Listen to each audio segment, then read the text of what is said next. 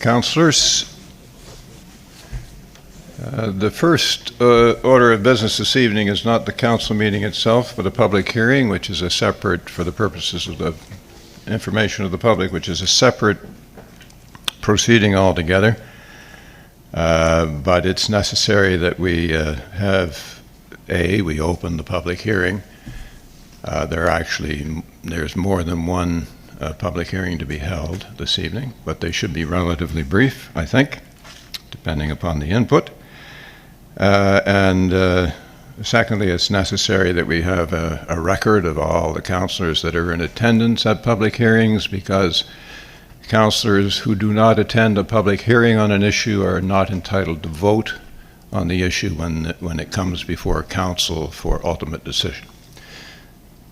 So with that clarity, I'll call the public hearing session to order.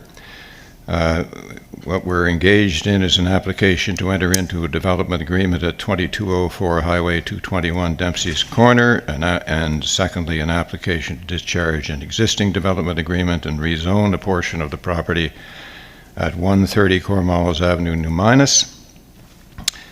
And there had been a fourth with respect to an application for a development agreement on J. Jordan Road in Canning, but that matter has been postponed until a public hearing to be held on July the 26th, 2022.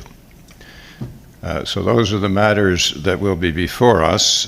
So I'll call the meeting to order, and I'll ask the clerk to call roll call so we are on the record as to what councillors are present for the public hearing.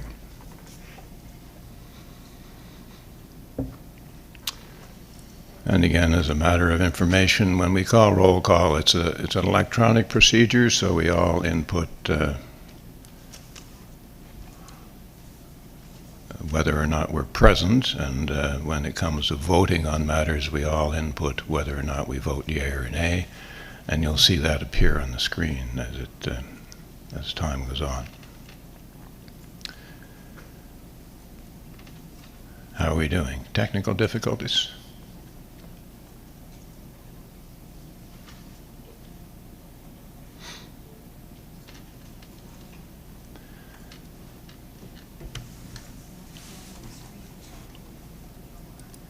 I'm sorry, Madam Clerk, go ahead. You ready? Good. Thank you, Mr. Mayor. Yes, no, I just missed one button, but we should be okay Let the record now. show that the mayor is here and Councillor Meisner is also here. So I was so busy instructing people what to do, I didn't do it myself. I apologize. So we have a full complement of council present. The first item then is an application to enter into a development agreement at 2204 Highway 221 Dempsey's Corner. And that file will be presented by Mr. Will Robinson Muscat. Mr. Muscat, when you're ready, sir. I'm working on your light here. Doesn't seem to work. Can you turn yours on, sir? There you go. Okay, I think there we are. Thank you very much, Mr. Mayor. As mentioned, this is a public hearing concerning a development agreement application for a property located at 2204 Highway 221 in Dempsey's Corner. The background and proposal are as follows.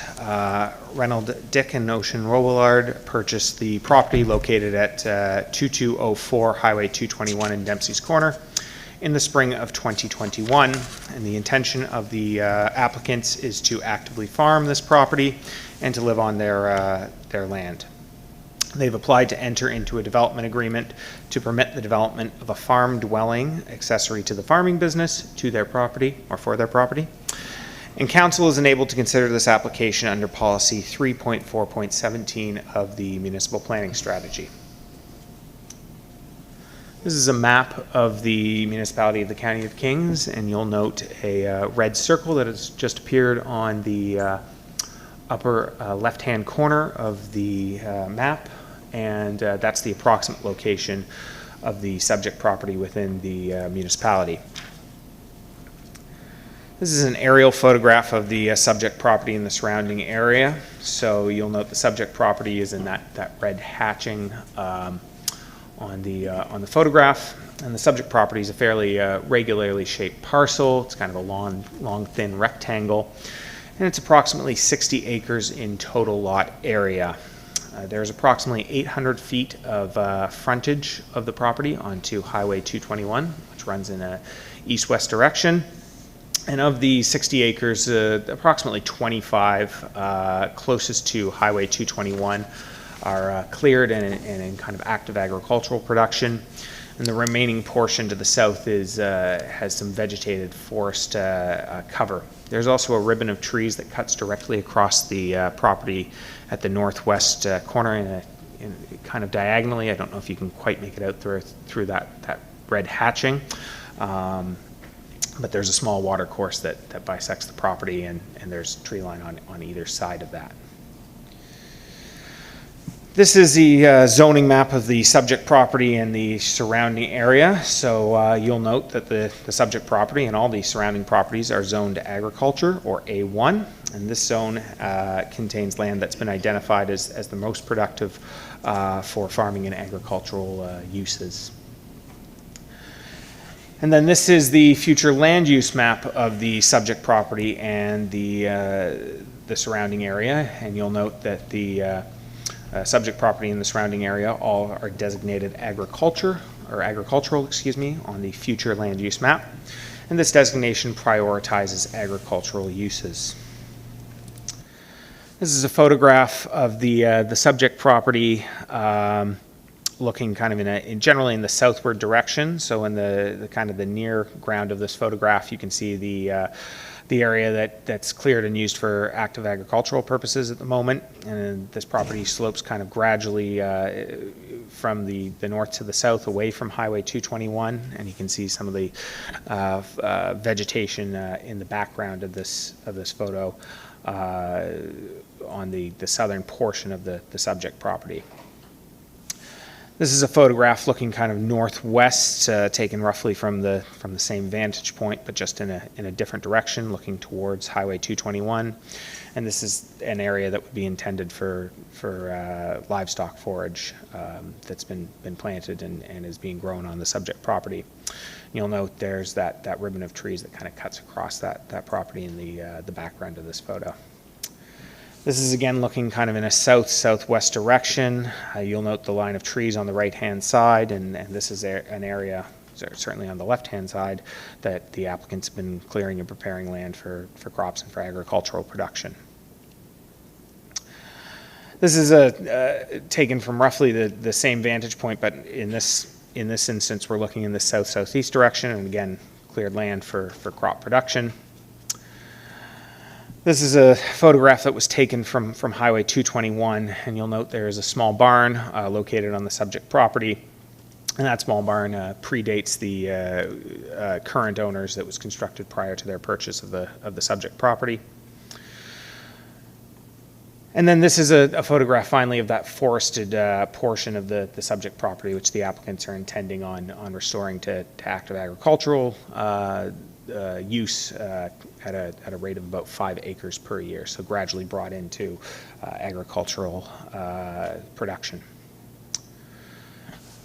With regard to the specific policy that enables council to consider this application, so Municipal Planning Strategy Policy 3.4.17 states, consider only by development agreement the development of a farm dwelling for new farmers or farmers that have recently relocated to the municipality. And this policy is intended to apply to full-time active farmers. In considering such proposals, council shall take the following into consideration. A, development agreement shall include a site plan showing the location of the following: crops, barns, pastures, the residential development accessory to the farming business, accesses, servicing, and landscaping. This is a site plan that's been submitted by the applicants as part of their development agreement application, and I'll just kind of highlight a few things. We'll go from left to right on with regard to these photos. So this is the entire property right here. So this is that area that has been that we saw in previous photos that was cleared for agricultural purposes, and they're growing horse and livestock forage on this particular portion of the property. This indicates that small water course in the row of trees that kind of bisect the property in that diagonal area. And then this is an area that was at one point clear cut and now has that vegetation kind of reemerging, and that the applicants are kind of slowly bringing into production for more agricultural land for the forage they're intending on growing as part of their farming business. This area down here is where much the action on the site pertaining to the development agreement is occurring. And you can see on this portion of the site plan, so this runs kind of Highway 221 running from left to right, or from east to west, I guess. Right here is that existing building that we saw in a photograph, and there are two areas here that have been identified through soil testing as for high production, and the applicants have planted blueberry crops on approximately 2 acres at this particular portion. There's a barn here that I believe has recently finished construction. And this barn is permitted as of right, as it's permitted use within the A1 zone. And right here is the building envelope for the proposed dwelling accessory to the farming business. And I'll note that the building envelope is 85 by 85 and set back 60 feet for a total of 145 feet set back from the front lot line. There's a new driveway here and some landscaping features that have also been planted on the subject property. I'll note that the location of the proposed dwelling was selected, again, due to the soil testing that was conducted in 2021 that identified this particular area as the least productive on the site. So moving on to some of the other criteria contained within policy 3.4.17. B, the submission of a professional business plan demonstrating the intent to farm. And in this instance, the applicants did submit a professional business plan for which a third party with agricultural expertise, in this case the Kings County Federation of Agriculture, had an opportunity to review and provide comment to municipal staff. And the comments were certainly, I would say, fairly positive with regard to the business plan that the applicants had submitted. And the business plan basically contained a philosophy to operate a small-scale family farm, which would use or avoid using inorganic fertilizers, chemical pesticides. The applicants indicated in their business plan that their customer base was looking for products that were naturally grown and kind of utilize this philosophy, and also believe that there's a growing market for these particular types of methods in growing agricultural crops. The applicants, as mentioned, have planted livestock forage, a mixture of Timothy fescue and alfalfa on about 20 acres in 2021. And as mentioned, they've got that 36 acres of vegetated lands at the southern portion, and the applicants intend to bring this into active agricultural production at about a rate of 5 acres per year. So gradually adding more land to that active agricultural use. The applicants are intending on using social media as a means of marketing and selling forage directly to their customer base, so having that direct communication with customers. And as mentioned, the applicants had soil testing conducted in 2021, identifying highly suitable soils for blueberry production. And they've planted 2 acres of Northland and Patriot blueberries this calendar year, and believe that approximately 1,000 plants will be in production by 2025 and an additional 1,000 by 2026. And the blueberries are being intended to be sold directly to customers at farmers markets and by offering U-picks on their property. C, demonstration of intent to farm by showing proof of farm financing or investing in farm-related infrastructure. The applicant certainly provided a number of receipts showing considerable investment in the necessary farm-related infrastructure for their farming business. D, in this case, isn't applicable as there's no proposed livestock operation, but in the case of a proposed livestock operation, submission of a manure storage plan as part of the application would be considered as criteria. Finally, there is the general criteria that's contained within the Municipal Planning Strategy and Policy 5.3.7. And this is the evaluative criteria that staff look to when evaluating this or any planning application that comes before the municipality. So the first being that the proposal is in keeping with the intent of the municipal planning strategy. Does the application and proposed use meet the goals, objectives, and policies contained within the municipal planning strategy? That there's no undue negative financial impact on the municipality as a result of the proposed use. The land use compatibility, that the surrounding land uses are compatible with the proposed use, and in this case where the surrounding land uses are agricultural uses and intended for agricultural use, we believe that this is this land use is certainly compatible with those surrounding land uses. When applicable, that there's adequate supply and reasonable proximity of school, recreation, and community facilities, and certainly this property is within a reasonable proximity to schools and recreation and community facilities in the village of Aylesford. That there'd be no undue creation of traffic hazards or congestion, and the Department of Public Works was consulted and didn't raise any concerns with regards to the proposed use and creating traffic hazards or undue congestion. The Aylesford Fire Chief confirmed that there is adequate fire protection to serve the proposed use. When applicable, there's adequate sewer and water services, and in this case, the water and sewer would be certainly on site. That there's no undue potential for or risk of flooding or serious drainage problems as a result of the proposed use. When applicable, that there's no negative impacts on well fields or other groundwater supplies. When applicable, no undue risk of pollution such as soil erosion or siltation of water courses as a result of the proposed use. When applicable, no negative impacts on lake water quality or wetlands as a result of the proposed use.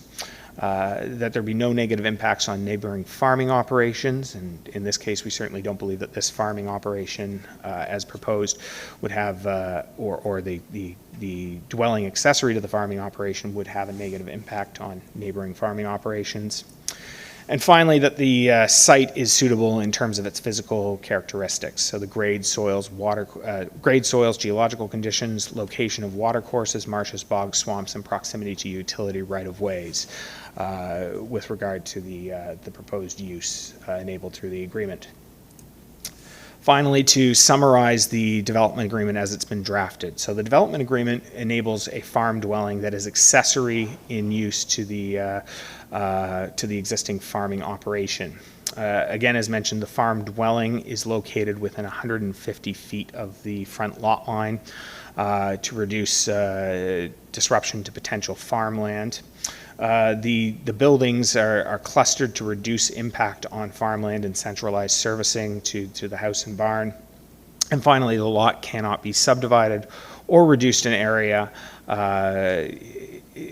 certainly as a term in the development agreement, unless it's required for the expansion of the public right-of-way, Highway 221 in this case.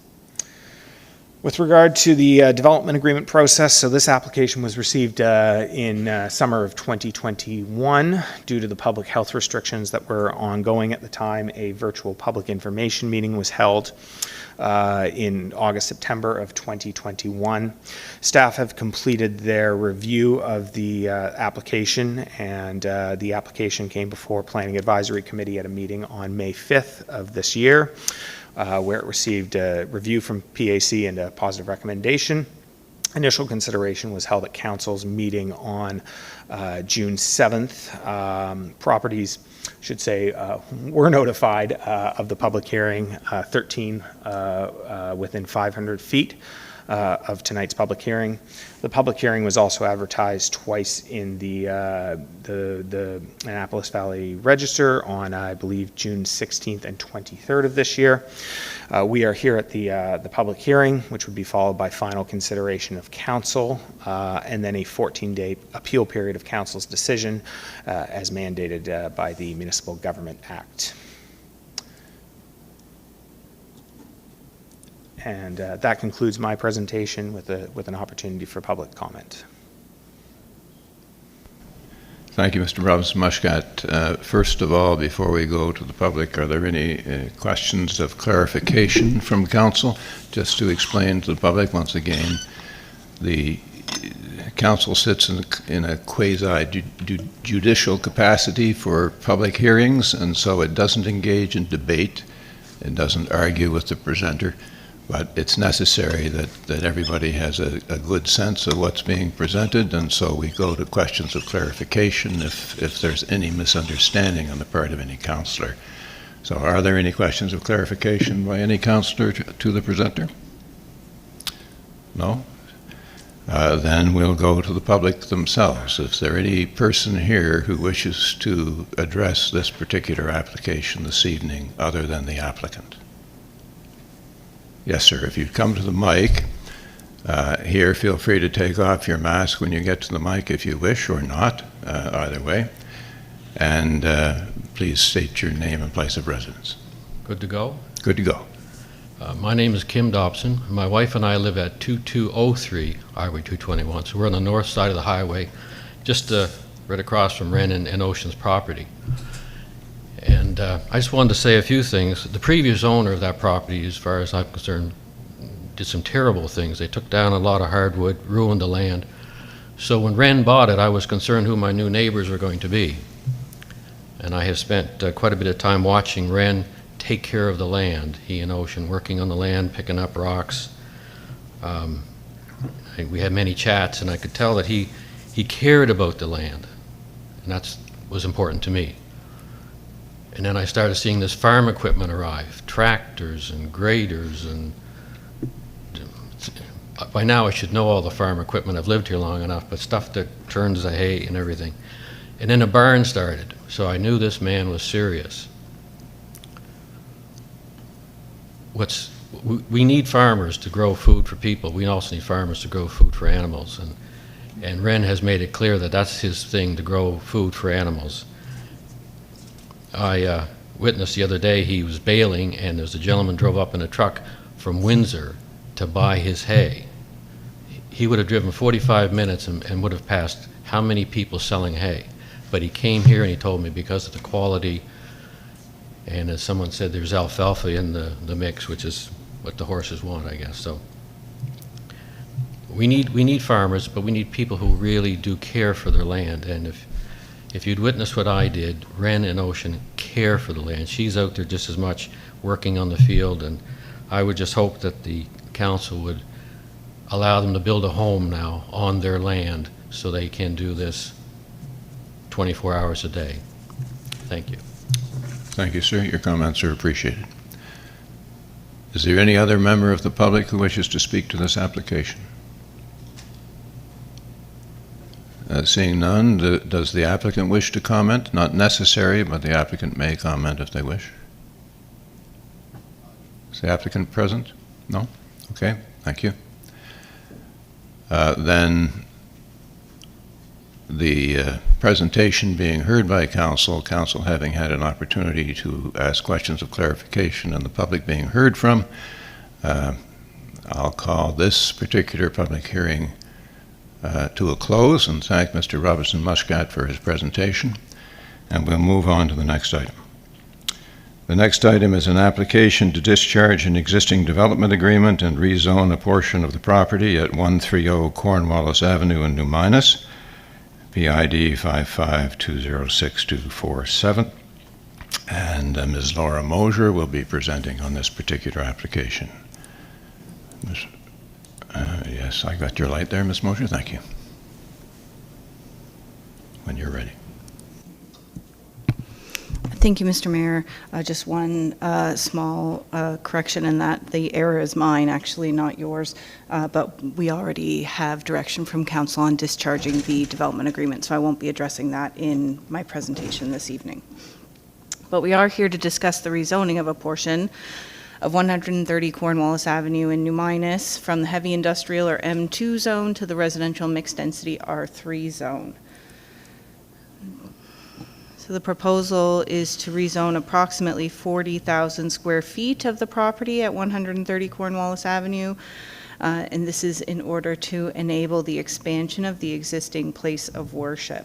And as I discussed, we already have direction around discharging the development agreement, but it does form part of the narrative of this property, so I did just maintain that text on the slide. So the issue comes as a result of the existing development agreement, which established a development envelope. So this is the existing site plan for the existing development agreement. As you can guess, the development agreement is quite old on the basis of the site plan alone. So what this shows, I just saw Will use this, so I'm going to use it too because I like it.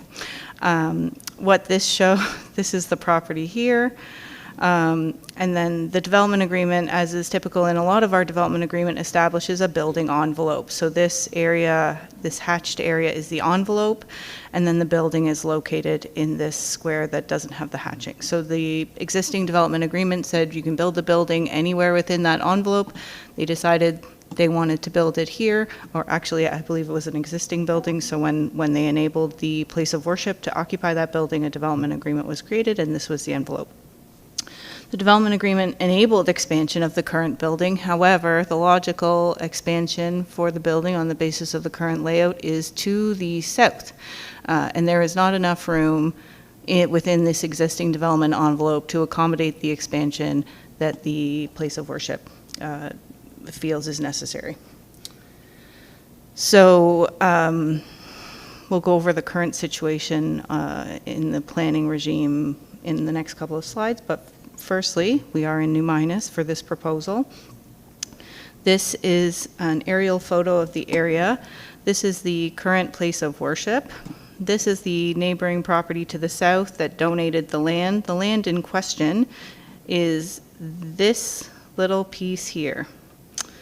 This lot line used to come straight down, and now it's got a bit of a jog, and the jog is what was added. The area, the land from which this piece comes from is a former concrete plant which has since been discontinued. So they were nice enough to donate a bit of land to the place of worship. The subject property is now approximately just over 4 acres in lot area and has a significant amount of road frontage on Cornwallis Avenue, mainly because Cornwallis continues up and around the property. So plenty of frontage, 900 feet of frontage. The surrounding area is primarily residential. This all here is residential, with the exception of, again, this property, which is now vacant. This is a different aerial photo, so this maybe does a bit of a better job to show the very immediate residential uses, in the very immediate area. Also across the street from the place of worship here, while this may look like a house on the aerial photo, this is an addictions rehab center, which is also enabled under development agreement. So this is the zoning map, and you can see here the line where the zones are different. So this gray bit was what was added to the property. And so the industrial zoning is maintained on this property, but you can see to the southwest and the southeast, we've got residential zoning. So lower density residential zoning in the R2 to the southeast, and somewhat higher density residential zoning to the southwest. Cornwallis River is just to the north, and that's why you see all this O1, which is our environmental constraints zone. So that's typically applied to areas that flood or have steep slopes. So the enabling policy we're using to contemplate this rezoning is what we call our contiguous policy, and it reads that council shall consider amendments to any one of the zoning maps in the land use bylaw, provided the application is for a specific development, and B is to rezone land that is a maximum of 5 acres in size to a zone that is enabled in an adjacent designation. For clarity, land that abuts a right-of-way, such as a road, is considered to be adjacent to the designation on the other side of the road. So when we look at our designations, we just looked at the zoning, but when we look at our designations, a bit of a simpler map here. Most of the land around is in the residential designation, but you can see that the land to the south of the subject property, as well as the bit that was added, is within the industrial designation. So the policy on the previous slide said, if you have a piece of land that's in a different designation than the piece of land next to it, you can rezone your piece of land to any zone enabled in that designation. So while the land to be rezoned is in the industrial designation, in terms of the list of potential zones we could use to rezone, all of the residential zones are available for consideration. Property is currently zoned R3, so R3 was the logical choice. So when we consider a rezoning under this policy or any policy to rezone, we need to review the applicable zone placement policies for that zone, as well as any specific policy criteria for applying the proposed zone set out in the strategy, and the impact of both the specific development proposal, but also of all of the other permitted uses within that zone. Because once we rezone a piece of land, we don't have control over the specific use anymore. It could be developed with any of the permitted uses within the zone. So when we do a rezoning, we can't just look at what's in front of us. We have to look at all of the possibilities to determine if it's appropriate. So the residential R3 zone is intended to be applied to lands that are intended to contribute to a sense of activity and liveliness in the community, and shall be generally located on main transportation corridors within growth centers. This zone is intended to include up to 8 residential units in a dwelling in a variety of building types. So this is we call it the mixed density residential zone, but what it really is it provides a broad range of residential opportunities, ranging from a 1-unit dwelling all the way up to an 8-unit apartment building. So you might ask, well, where does a place of worship fit in here? It's not a residential use. Nobody lives in a place of worship. Places of worship are enabled in all of our residential zones. And given the surrounding residential uses near this property, when the original zoning was applied, the R3 zone was deemed to be appropriate based on the surrounding area, but also in order to provide potentially redevelopment opportunities should the place of worship not continue. Good news is, place of worship is doing quite well to the point that it needs an expansion. So we can accommodate that with this zone. And as Will said, for all of our planning applications, we consider our general criteria. We've just gone over that the proposal is in keeping with the municipal planning strategy. We don't have any reason to believe that this will cause a negative financial impact on the municipality. The use is currently operating and is not generating any land use compatibility issues, so we don't have any reason to believe that that will change in the future. Since this is not for a residential proposal, the adequacy and proximity of school, recreation, and community facilities for the specific proposal is not relevant, but also there are schools, recreation, and community facilities if we consider the other uses enabled in the zone. So those are also adequate. We don't have any reason to believe that this will cause any traffic hazards or congestion, and no new access permit from the Department of Public Works will be required because there was no change in use. Fire protection is adequate within New Minas for this use, as well as the sewer and water services. The use is not currently causing any flooding or serious drainage problems, so we have no reason to believe that that will be generated as a result of this proposal.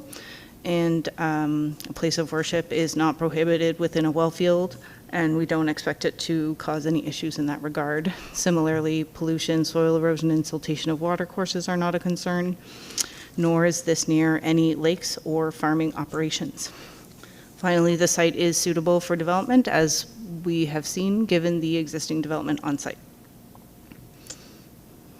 In terms of our process, we did notify properties within 500 feet of the public hearing. We sent out a total of 60 letters, and the public hearing was also advertised in the local newspaper twice.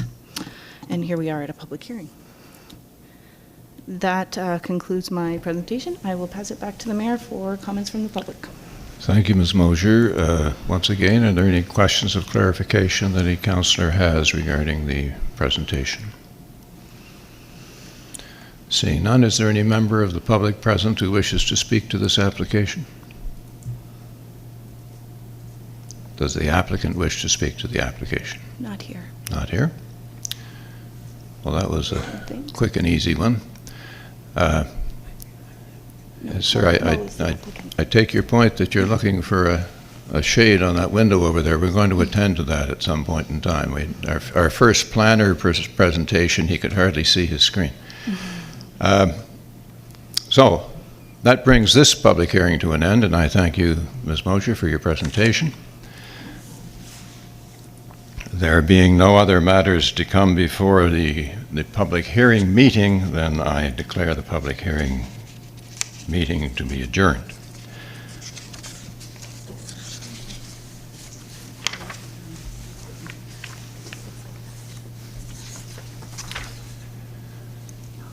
Now, that brings us, ladies and gentlemen and councillors, to the opening of our Municipal Council meeting for July 5th, 2022. The agenda is before you, but it's appropriate, this being the first of our meetings that we've decided to go live on a video. We've always been audio live. We're now video live, which accounts for a lot of the shirts and ties you see around here this evening, by the way.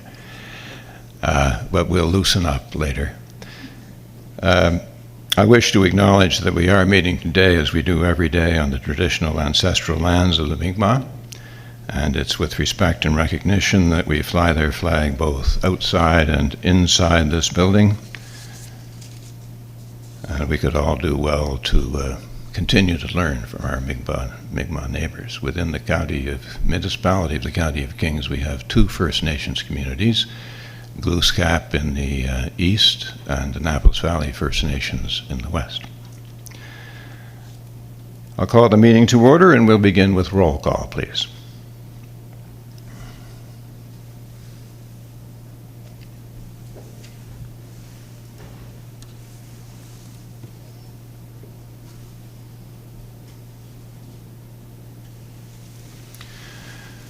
Let the record show that all councillors are present for this meeting of council.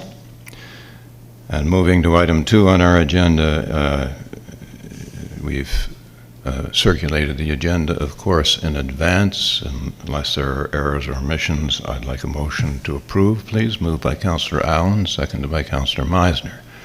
Any discussion on the motion? Seeing none, all those in favor or otherwise, please vote now.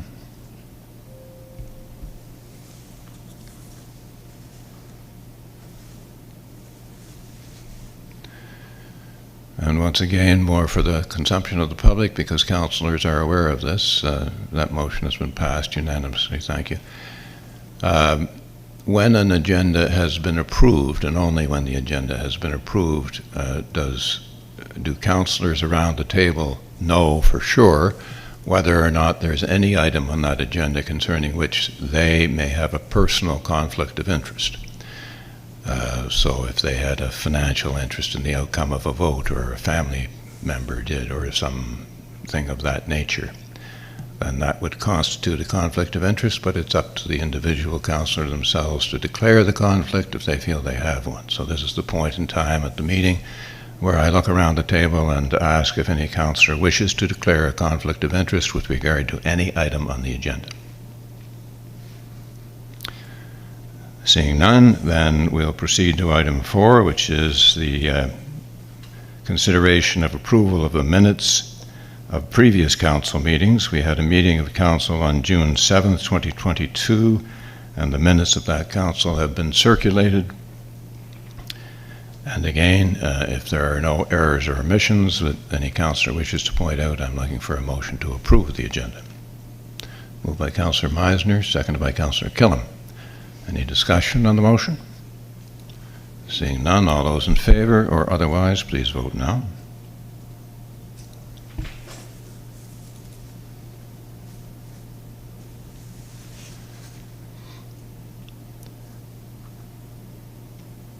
And assuming approval, as we have just seen, it's unanimous that it be approved. There may be business arising from those minutes that some councillor has identified that they wish to speak to now. So I'm asking whether there's any business to arise from the meeting, the June 7th meeting. Seeing none, we'll proceed then to item 6, which is Planning Advisory Committee recommendations from June 14th, 2022. Councillor Armstrong is the chair of the Planning Advisory Committee, and I'll turn the mic over to her. Councillor Armstrong. Thank you, Mr. Mayor. The first item we have this evening is that Municipal Council give final consideration to and approve entering into a development agreement to permit a farm dwelling accessory to a farm business in the agricultural A1 zone on the property located at 2204 Highway 221, PID 550907040 Dempsey Corner, which is substantively the same for minor differences in form as the draft set out in Appendix D of the report dated May 10, 2022. I so move. Thank you. Do I have a seconder? Councillor Killam. So this is the point at which, for those folks in the gallery, at which you heard in the previous public hearing the presentation that council received on this. If council wishes now to debate whether or not this application should proceed, the motion now made is open for debate. Is there any councillor who wishes to speak to the motion? Deputy Mayor. Thank you, Mr. Mayor. No debate, just a comment that it was wonderful to see the support of Wren and Ocean's neighbors around this development, and so often this chambers, is particularly planning applications, can become heated and divisive. However, to see community support for one another is quite refreshing and a wonderful way to kick off our evening. So I just thought I'd make a note of that in the record, that was a bit nice to see this evening. Thank you. Thank you, Deputy Mayor. Councillor Killam? Thank you, Mayor. Just, excuse me, we have that conundrum where I have too many mics on. Go ahead, Councillor. Thank you, Mayor. I'm very pleased to see this application go through, and I would like to recognize the military service of Wren, and now he's able to retire and go forward for another part of his life journey. That's what I want to say. Thank you. Thank you, Councillor. Is there any further discussion or debate on the motion? Seeing none, all those in favor or otherwise of the motion, please vote now.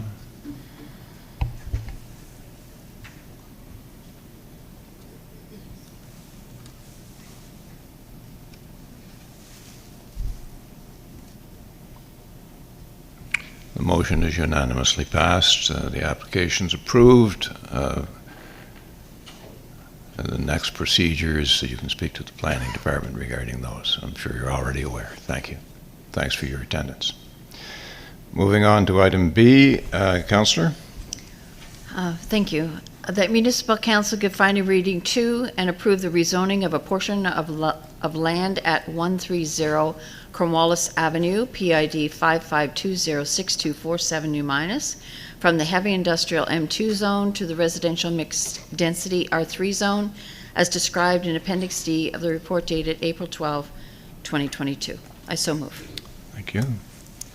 Councillor Windsor, seconds. Any discussion or debate on the motion to approve this particular application? Seeing none, then those in favor or otherwise, please vote now.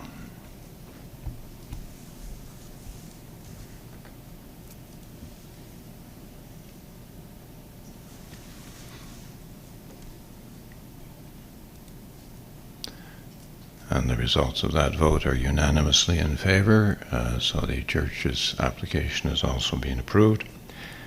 And Councillor Armstrong, as chair of PAC, next public hearing date Will be Tuesday, July 26, 2022, 6 p.m. in these chambers. Thank you. Thank you.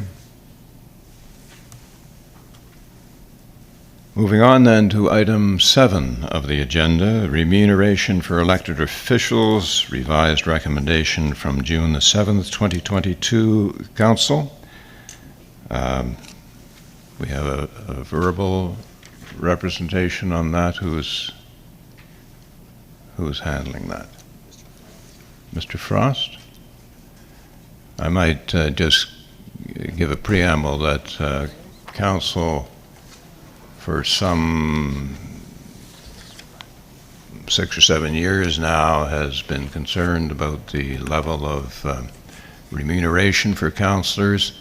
It was discussed some time ago, 3 or 4 years ago, and at that time COVID came upon us, and we not only froze all salaries within the building, but we stepped back any increases and any consideration of increases by council itself.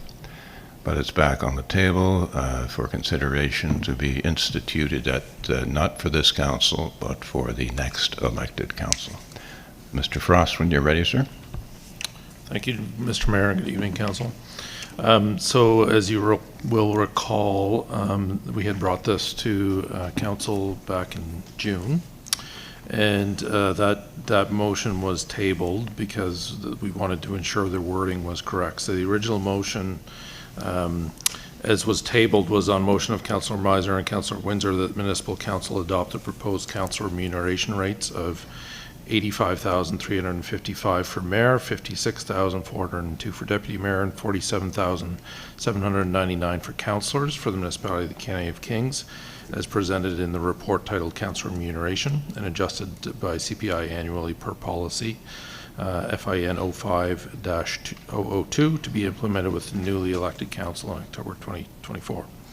So first of all, that motion will need to be put back on the table for discussion, and then staff have redrafted that motion and made the proposed changes, which would read as the Municipal Council adopt the following proposed council remuneration rates to be implemented with the newly elected council in October of 2024, which is presented in current dollars 2022 of $85,355 for mayor, $56,402 for deputy mayor, and $47,799 for councillors, which will be adjusted by CPI annually per policy FIN 05-002 to determine the rates for the newly elected council.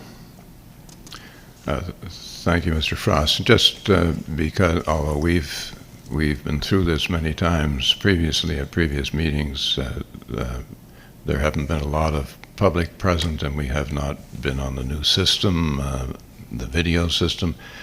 Could I ask you to explain, for the purposes of the record, what types of scans across the province and elsewhere might have been undertaken in order to arrive at these numbers? Certainly, Mr. Mayor. So for this particular report, which is attached to the June 7th council agenda, if anybody would like to see it in detail, it's a fairly lengthy report. Back in 2019, staff undertook a fairly extensive report looking at definitely every municipality in the province of Nova Scotia, as well as like-sized municipalities across Canada.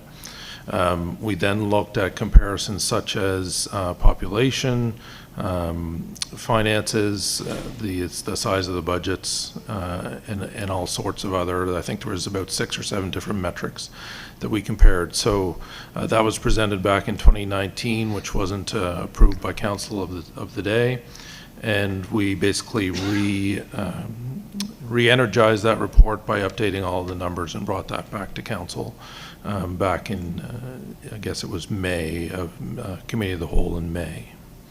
So again, looking at comparisons based on the budgets of the municipality, the population that each councillor is responsible for, and again, number of other metrics. Okay, thank you for that background. So procedurally, it's necessary, because we tabled the last motion, to go back to staff to tweak it a bit, or make suggestions regarding tweaking. It having been tabled, we require a motion to to bring it back to this meeting for consideration. I have a moved by Councillor Hurdle, seconded by Councillor Windsor. Any discussion on the motion to bring it back to the meeting? If not, all those in favor or otherwise, please vote now. I'm sorry, Councillor Windsor, we will not vote now. Is there a discussion at this point? Discussion on tabling, to raise from the table? Oh, this is You want to okay. discuss the motion itself? Okay, right? okay, no, Okay. right. So no discussion on the raising, and I'm sorry, I'm going to have to call for the vote again, Madam Clerk. Is that going to cause a problem for you? Okay. So just to bring it back to the meeting, let's take it off the table. All those in favor or otherwise, please vote now.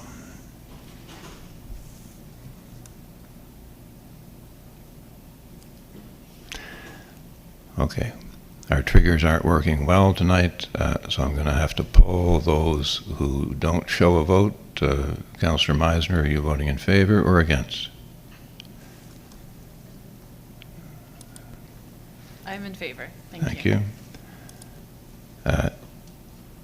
And Councillor Armstrong, the motion is to bring to the table for bring from the table for discussion the motion that we had tabled at their last meeting. Are you voting in favor or against? In favor? Thank you. And the mayor is voting in favor, so that's unanimous. It's now before us for discussion, and because we had discussed, of course, amending it, and that's why it was sent back for recommendations from staff.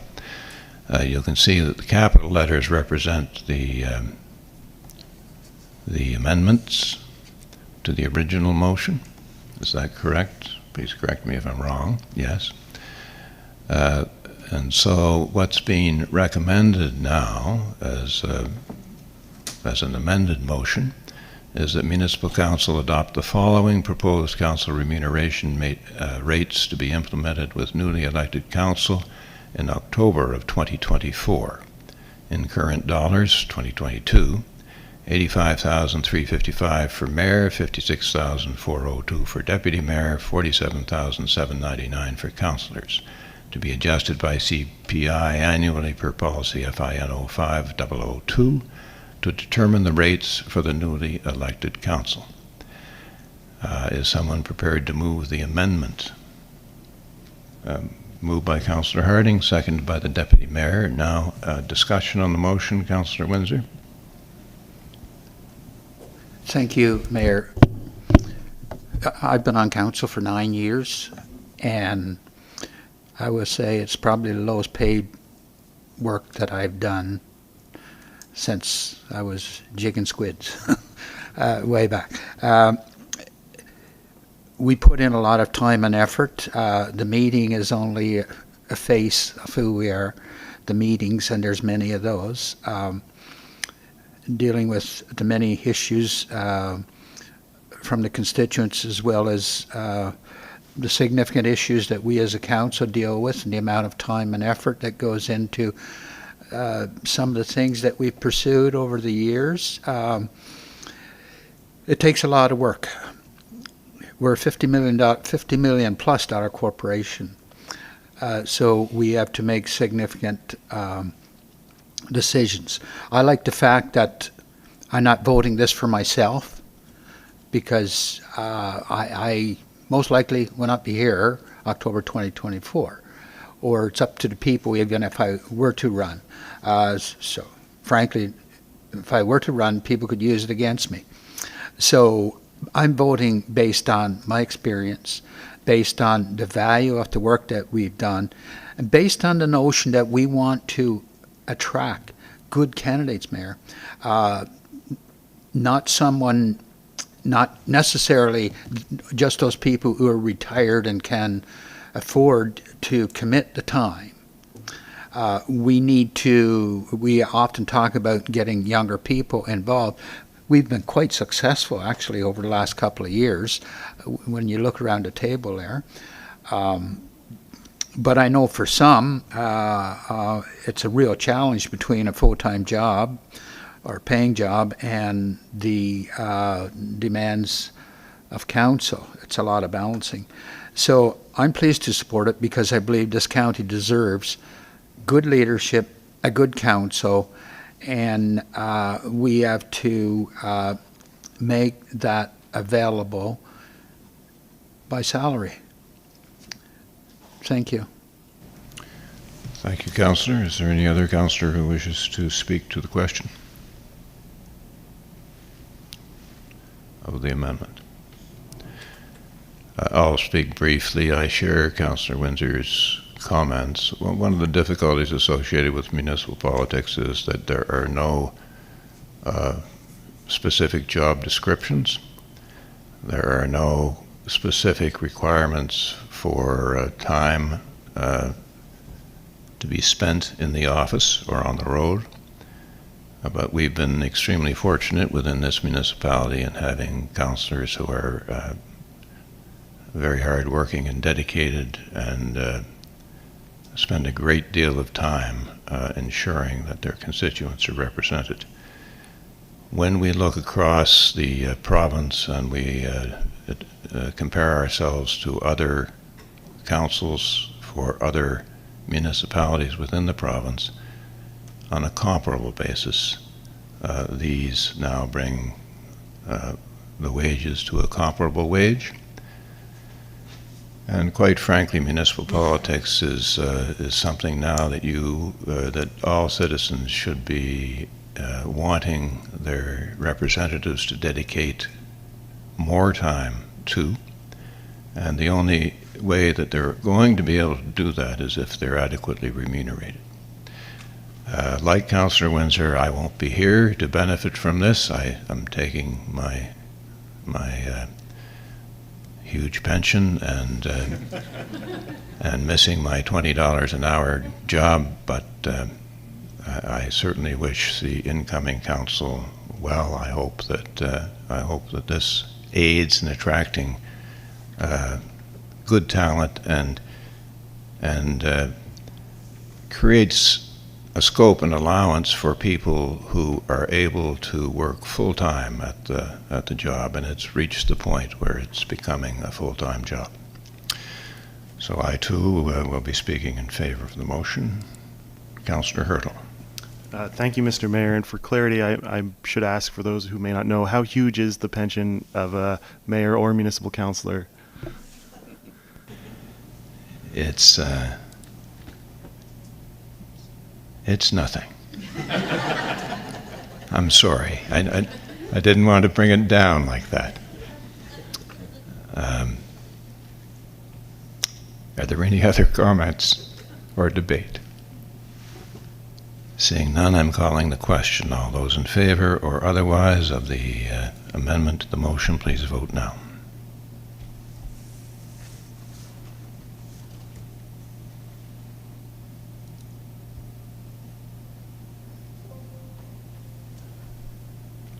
That's unanimously passed. Thank you. I wish the new councils in the future well. That now brings us to item B, Madam Clerk, regarding the provincial or the proclamation request rather, that comes from the officer in Halifax regarding a Right to Know Week. If you'd like to present on that, please. Thank you, Mr. Mayor, and good evening, Council and members of the public. We've received a request from the Information and Privacy Commissioner for Nova Scotia to proclaim the week of September the 26th to October the 2nd Right to Know Week. We've had a Right to Know Week proclamation every year since 2017. And once this has been approved, a copy of the signed proclamation will be posted to the website of the Commissioner's office. And so the recommendation is that Municipal Council proclaim September the 26th to October the 2nd, 2022, Right to Know Week in the municipality of the County of Kings. Thank you, Madam Clerk. You see the recommendation on the screens. Is someone prepared to move the motion? Moved by Councillor Allen, seconded by Councillor Hertel. Is there discussion on the motion? Seeing no discussion or debate on the motion, I'd ask for the question to be called. All those in favor or otherwise of the motion, please vote now.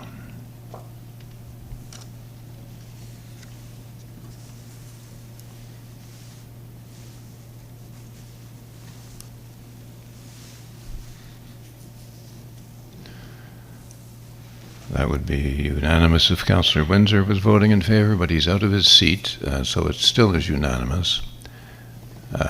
And I thank you for your vote. We're now moving on to Committee of the Whole recommendations, which come from our June 21st, 2022 meeting of the Committee of the Whole. The motions are in the agenda package. Just for the purposes of the public, once again, the Committee of the Whole is a committee of council. It's not technically council, but the reality is that every member of council is a member of the committee. But it's kind of the council itself is a court of last resort, whereas the committee of council discusses a matter the first time around, gives it healthy debate, makes a determination as to whether in fact it's prepared after that debate to recommend to council itself that it pass a particular resolution or recommendation. So that's what we're having come before us now. They've been fully debated in another forum by this entire council, but that does not preclude any councillor from coming forward, changing their mind, or debating the issue once again. So, beginning with the motions coming from the Committee of the Whole, the first is that Municipal Council recommend that Landmark East be eligible for the King's Vision Grant for the 2022 year per the wording of the Community Grants Policy. Do I have a mover of that motion? Moved by Councillor Meisner, seconded by Councillor Killam. Just by way of preliminary information, once again for the public, because Council is aware, we have a grant, what we call a vision grant process. There are other grant programs as well. Vision grants are normally considerably larger and fund a more significant undertaking. Some things, we have criteria for eligibility, and some things don't meet the eligibility requirements, of course, and other things do. And it was determined on a preliminary basis that the application from Landmark East did not meet our qualifications, our criteria for qualification. But Council, when debating the issue and revisiting the wording of the policy itself, has determined at Committee of the Whole level, at any rate, that it should have made it through the cut. And so it's here for Council this evening as a recommendation from the Committee of the Whole that we make it clear that Landmark East is eligible to participate in that process. So that's the motion based upon the recommendation, and we're at debate. Deputy Mayor Lutz. Thank you very much, Mayor Matart. I will be speaking in favor of the motion this evening, and I wasn't able to attend the Committee of the Whole meeting where this was discussed and the change was made because I was at a hard-to-come-by doctor's appointment these days. However, I did want to have on record my support for the change and my support for the school and my support for this going forward. Thank you. Thank you. Is there any other councillor who wishes to comment or debate on this particular item? Councillor Hertel. Thank you, Mr. Mayor. In Committee of the Whole, I feel I gave a passionate argument. I felt passionate about it, and I still remain passionate about it. So with that already being said in Committee of the Whole, I still am in favor of this. Thank you. Thank you, Councillor. Any others who wish to enter the fray? No? I can say that I was the lone wolf at Committee of the Whole, and probably will be tonight. But my position was that this is an extremely worthy organization.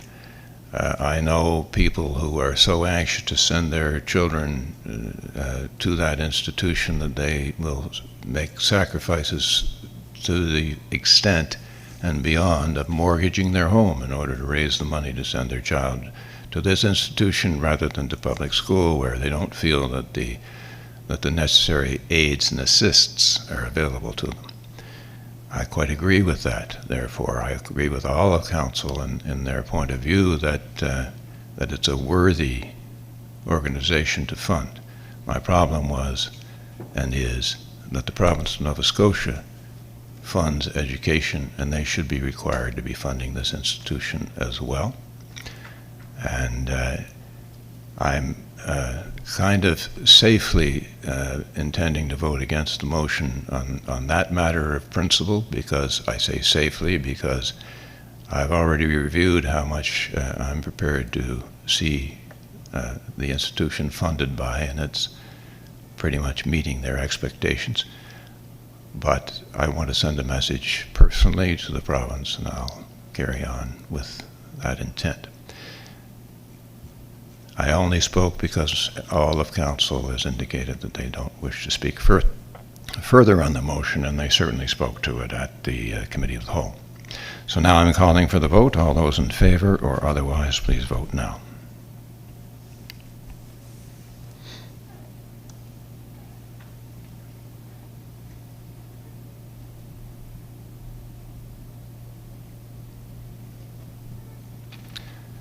And the motion passes with that lonely negative vote. Thank you, Council. Moving on, what that means, of course, is that the result from this motion means that Landmark East is now eligible to participate in our Vision Grant funding process. So we're not saying whether we've given them the full amount that they've requested or some portion of it. What we're saying is they're eligible to participate in the process. We get recommendations from staff as to what magnitude of applications we've had for the program. There's $600,000 in that program, and sometimes it's way oversubscribed, and so we have to make decisions at that point in time, but that point in time is not tonight. Moving on to item B, proposed amendments to bylaw 45, street lighting. We're giving first reading to this based upon the recommendation of Committee of the Whole that Municipal Council give first reading to amend the street lighting bylaw 45, as attached to the June 21st, 2022 Committee of the Whole agenda. Is there anyone who wishes to move that motion? Moved by Councillor Allen, seconded by Councillor Harding. Is there discussion on the motion? Seeing no discussion, all those in favor or otherwise, please vote now.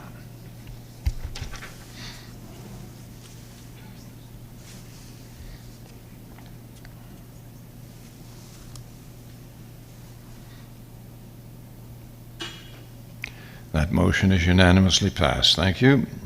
Item C is with respect to a recommendation of the Committee of the Whole regarding proposed amendments to bylaw 93, which is our private road and maintenance charge bylaw.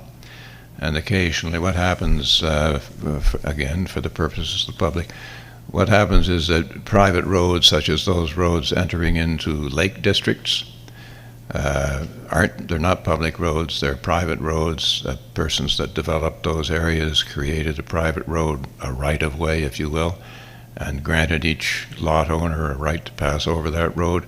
The lot owners generally form an association to see to it that the road is maintained and improved, and those associations can apply to the municipality to have the municipality actually assess the amount that they tell us they require in that year, and we assess it with the property taxes and collect it on their behalf and then remit it to them so that they can maintain these roads. Occasionally we get new roads that come along, or we have to deal with each request on an annual basis. So in order to make amendments, as we do practically annually, to the private road maintenance charge bylaw, it comes before us. So Committee of the Whole has dealt with this. It's here before us this evening. Have I had a mover and seconder? Not yet. Do I have a mover? Moved by Councillor Meisner, seconded by Councillor Granger. Any discussion on the motion? Seeing no discussion, all those in favor or otherwise, please vote now.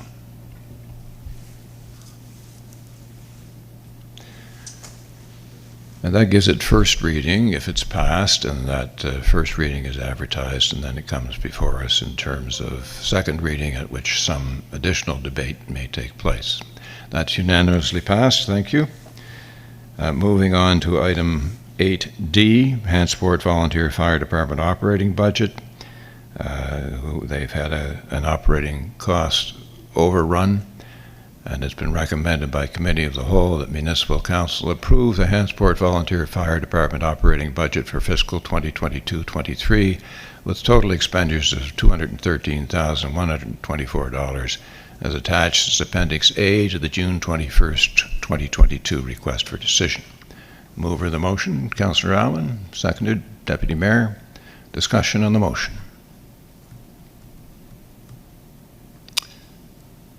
This is one of those fire departments with whom the municipality actually has a written contract, and pursuant to that contract,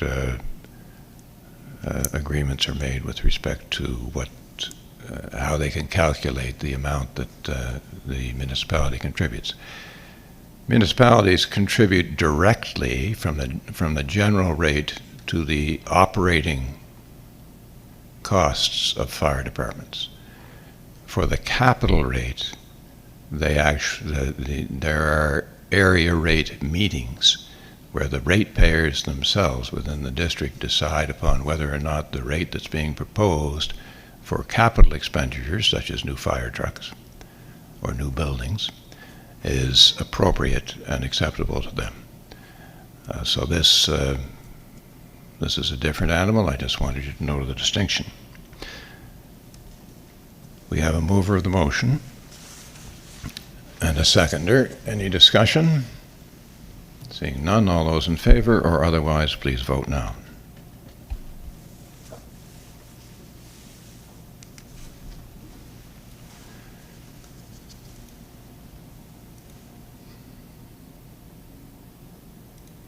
That's unanimously passed. Thank you. And moving to item 8E, Hantsport Volunteer Fire Department operating budget. The municipal contribution. The recommendation is that Municipal Council approve the revised 2022-23 municipal contribution for the Hantsport Volunteer Fire Department in the amount of $60,787. A mover of the motion, please. Moved by Councillor Meisner. Seconded by Councillor Harding. Any discussion on the motion? Seeing no discussion, all those in favor or otherwise, please vote now.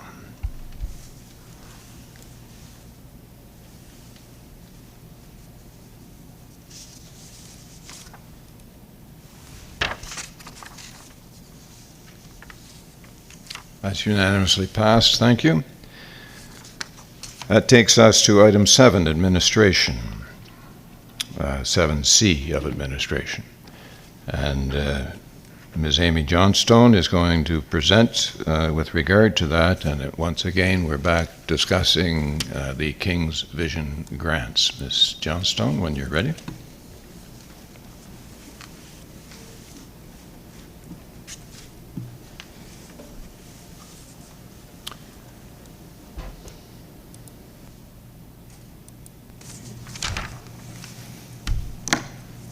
Good evening, Council.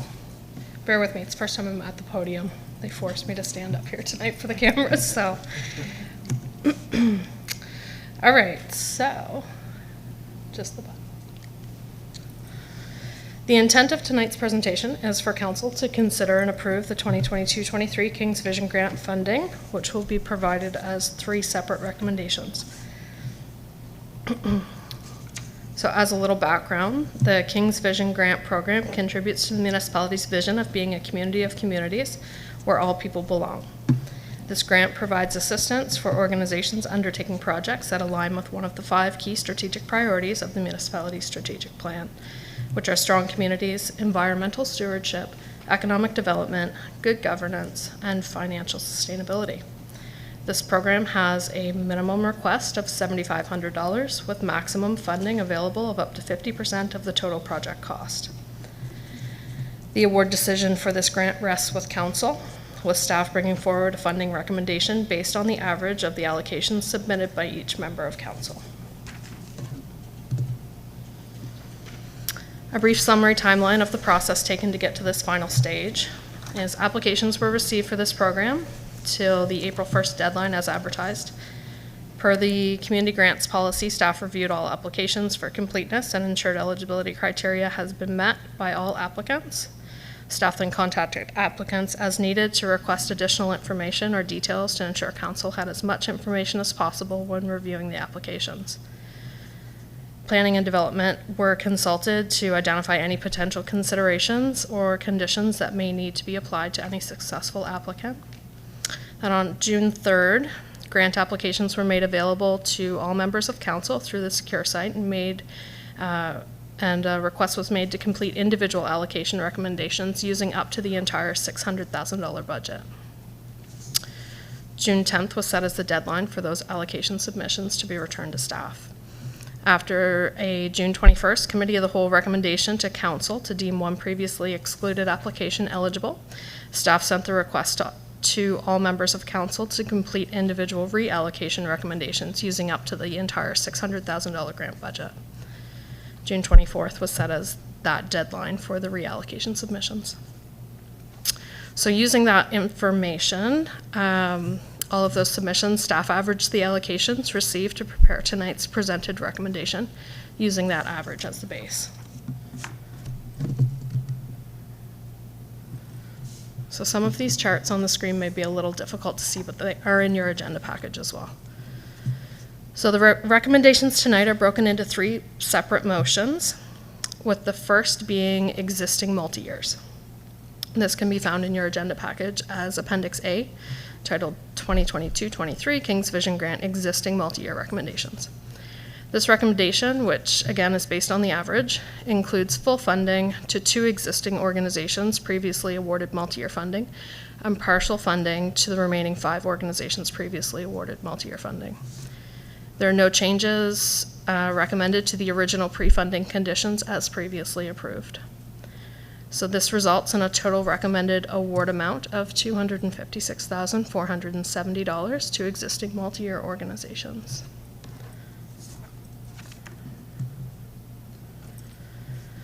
The second recommendation involves new multi-year funding, which can be found in the agenda package as Appendix B, titled 2022-23 King's Vision Grant New Multi-Year Recommendations.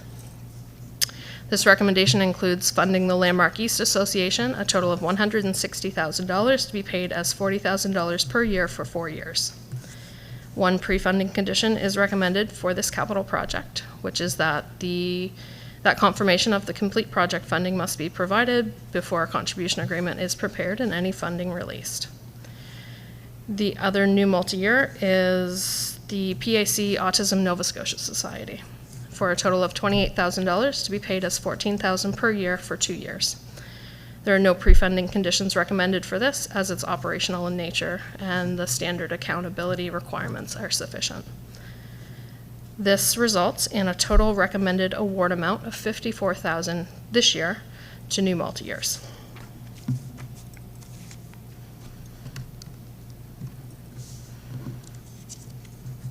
The third and final recommendation tonight involves new single-year funding, which can be found in the package as Appendix C, titled 2022-23 King's Vision Grant New Single-Year Recommendations. This recommendation includes funding the 12 organizations listed, resulting in a total recommended award amount of $289,500 this year. These awards are paid as 80% initial payments, with the final 20% held until accountability requirements are met. This is a hard one to see. So the slide on your screen, which is also included in your agenda package as Appendix D, is the complete recommendations chart. showing all the funding recommended tonight. Section 1.1 and 1.2 are the existing multi-years and the new multi-years.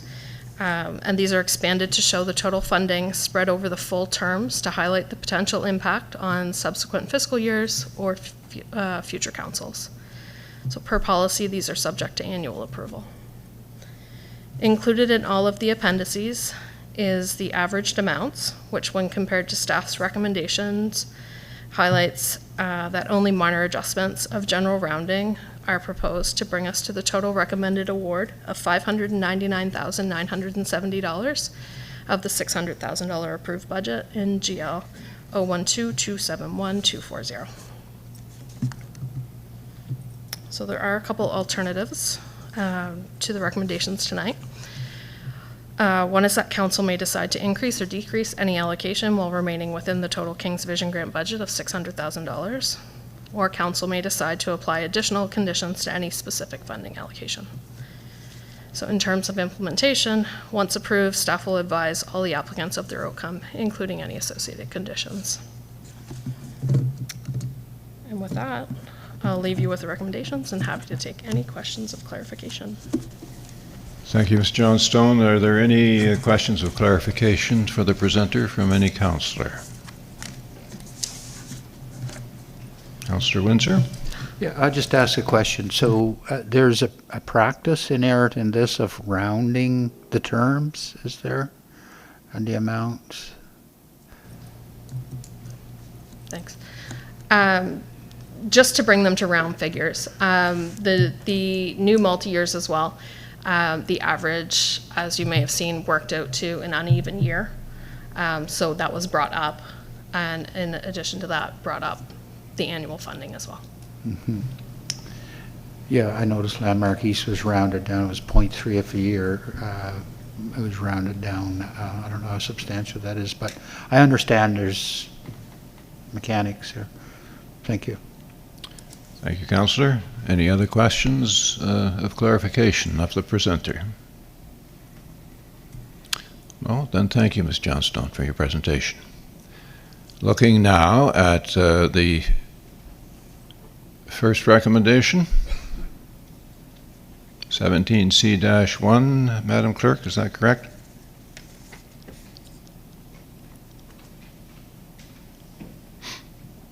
Yes. The recommendation is that Municipal Council approve the 2022-2023 King's Vision grant allocations for the existing multi-year commitments as described in Appendix A attached to the July 5th, 2022 request for decision for a total of $256,470. Do I have a mover of the motion? Deputy Mayor, seconded by Councillor Granger. Any discussion on the motion? Seeing no discussion, all those in favor or otherwise, please vote now.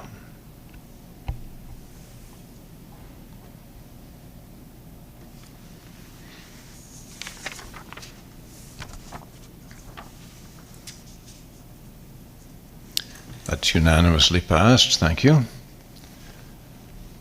And the second recommendation is that Municipal Council approve the 2022-2023 King's Vision grant allocations for the new multi-year commitments, including all supplementary conditions, as described in Appendix B attached to the July 5th, 2022 request for decision, for a total of $54,000. Do I have a mover of the motion? Councillor Windsor, thank you. Councillor Meisner seconds. Any discussion on the motion? Councillor Windsor.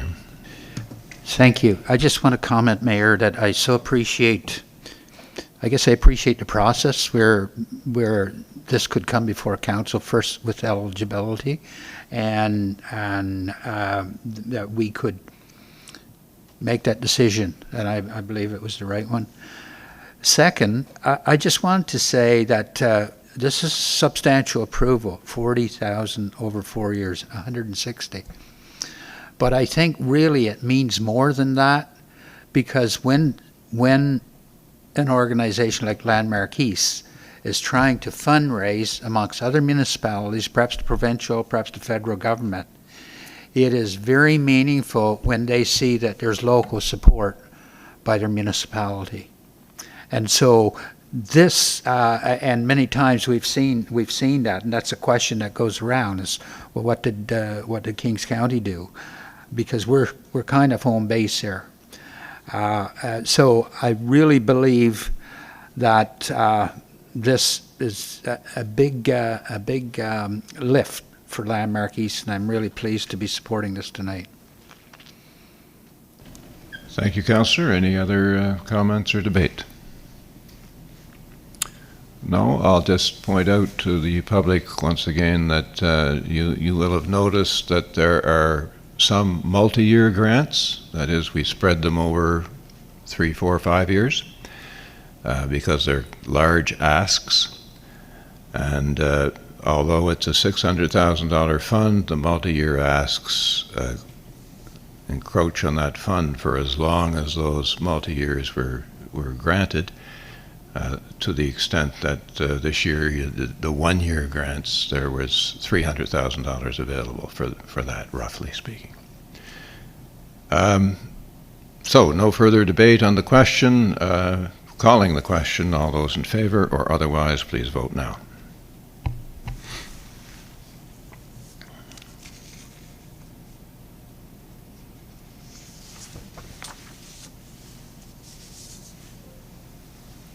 That's unanimously passed. Thank you. Item number 3, under 7.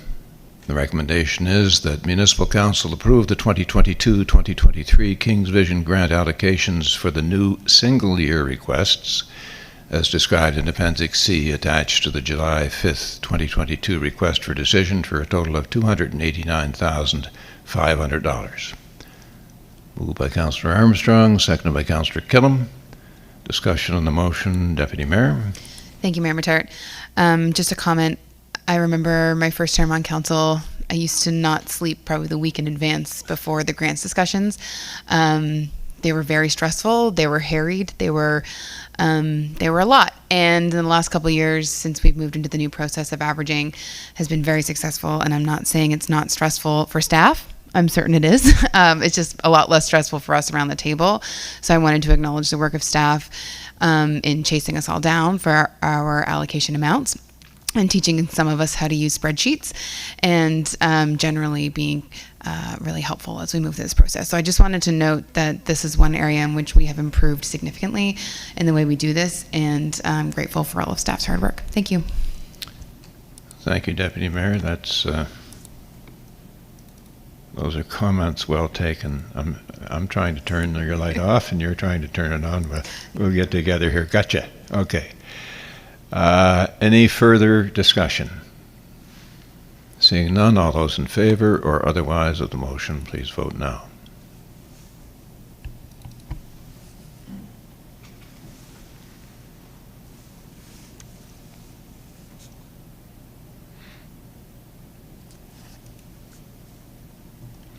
That's passed unanimously. Thank you. Councillor Hurtle, did I miss your light? No, I have a new motion. I'm looking and I see $600,000 budget with $30 unallocated. I would like to move that we allocate that $30 to the first year funding to Landmark East.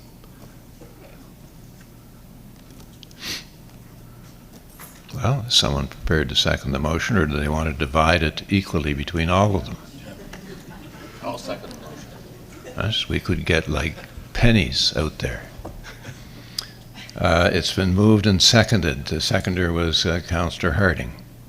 It's moved and seconded that the surplus $30 be given to Landmark East. Any discussion on the motion?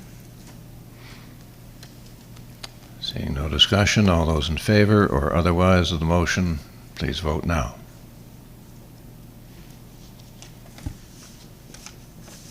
Or as soon as your light's available to do it.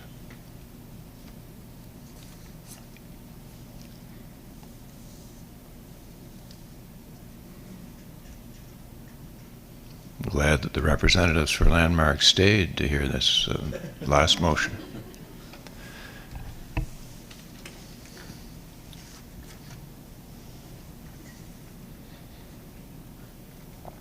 That's unanimous. Congratulations, Landmark.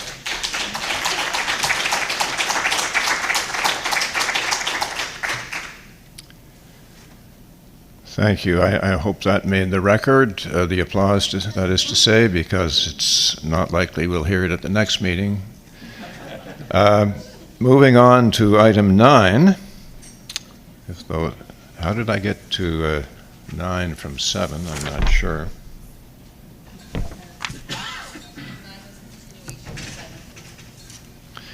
Nominating committee recommendations. Is that where we are? Councillor Armstrong? Councillor Armstrong is the chair of the nominating committee, and she'll bring a report on behalf of that committee. Thank you, Mr. Mayor. The Municipal Council appoint Alan Price as a designated Western Region citizen member on the Joint Accessibility Advisory Committee for the remainder of the term ending May 31st, 2023. I so move. Thank you. Do I have a seconder for the motion? Deputy Mayor, any discussion on the motion? The nominating committee, of course, had the opportunity to review staff's recommendation, which was accompanied by the applications themselves, and this is the recommendation from the committee. No further discussion on the motion. All those in favor or otherwise of the motion, please vote now.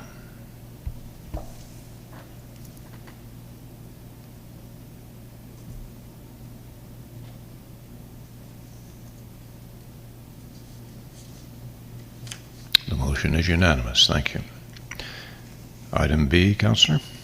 That Municipal Council appoint Ben Brown as a citizen member on the Joint Accessibility Advisory Committee for the remainder of the term ending May 31st, 2023. I so move. Thank you. I have a seconder. Councillor Allen, thank you. Any discussion on the motion? Seeing none, all those in favor or otherwise, please vote now.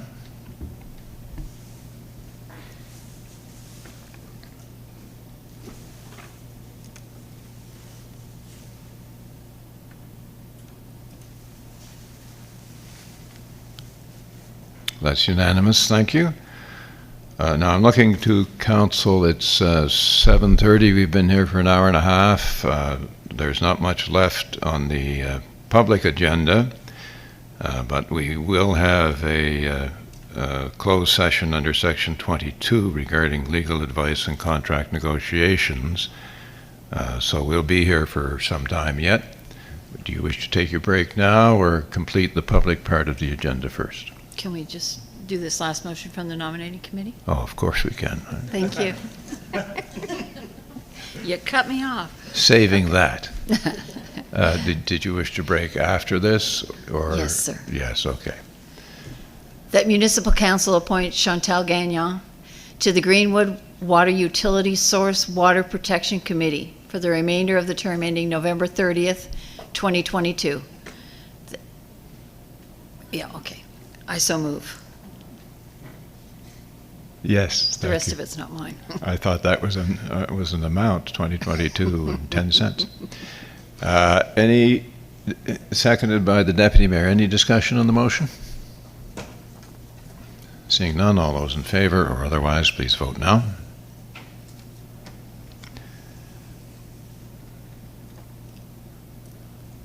We rely, of course, on the nominating committee to do its due diligence and make its recommendations in this regard, so we are now voting.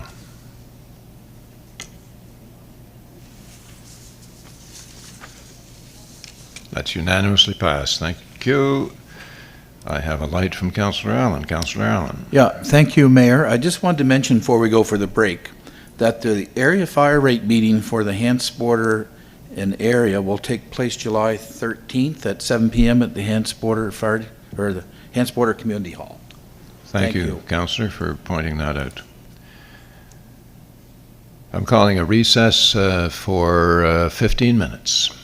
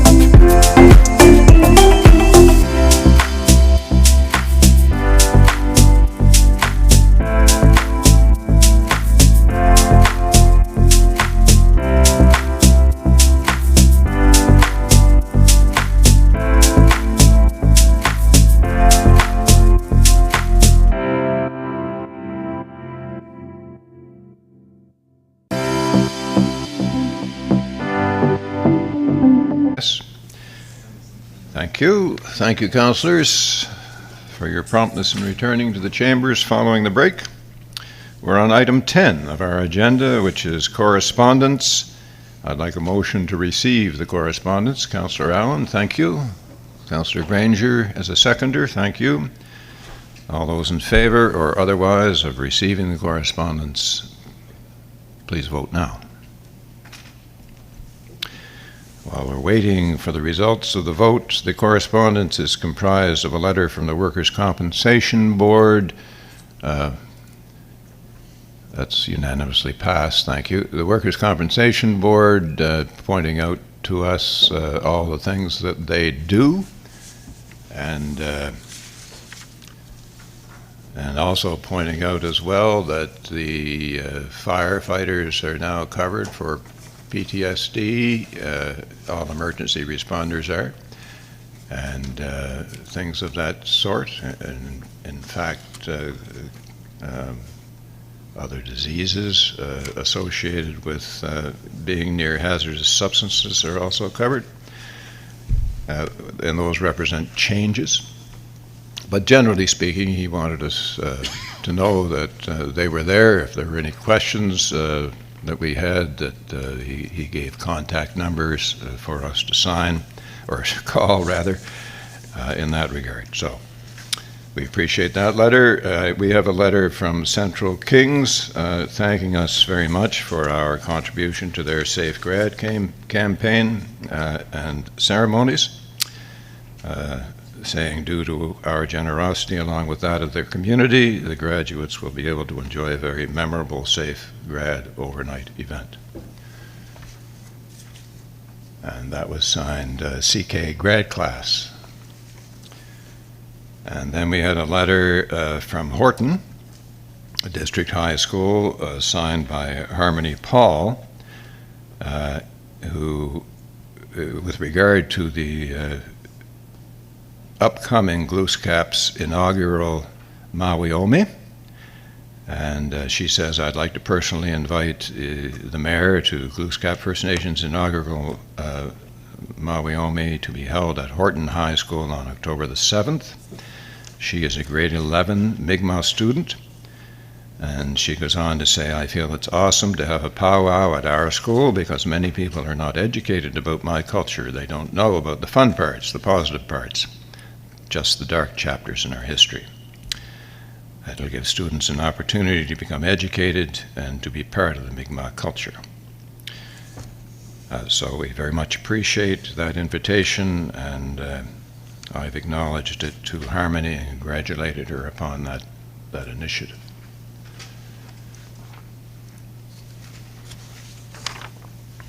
And what we hadn't had listed in the correspondence, but what did arrive was a note from a former councillor,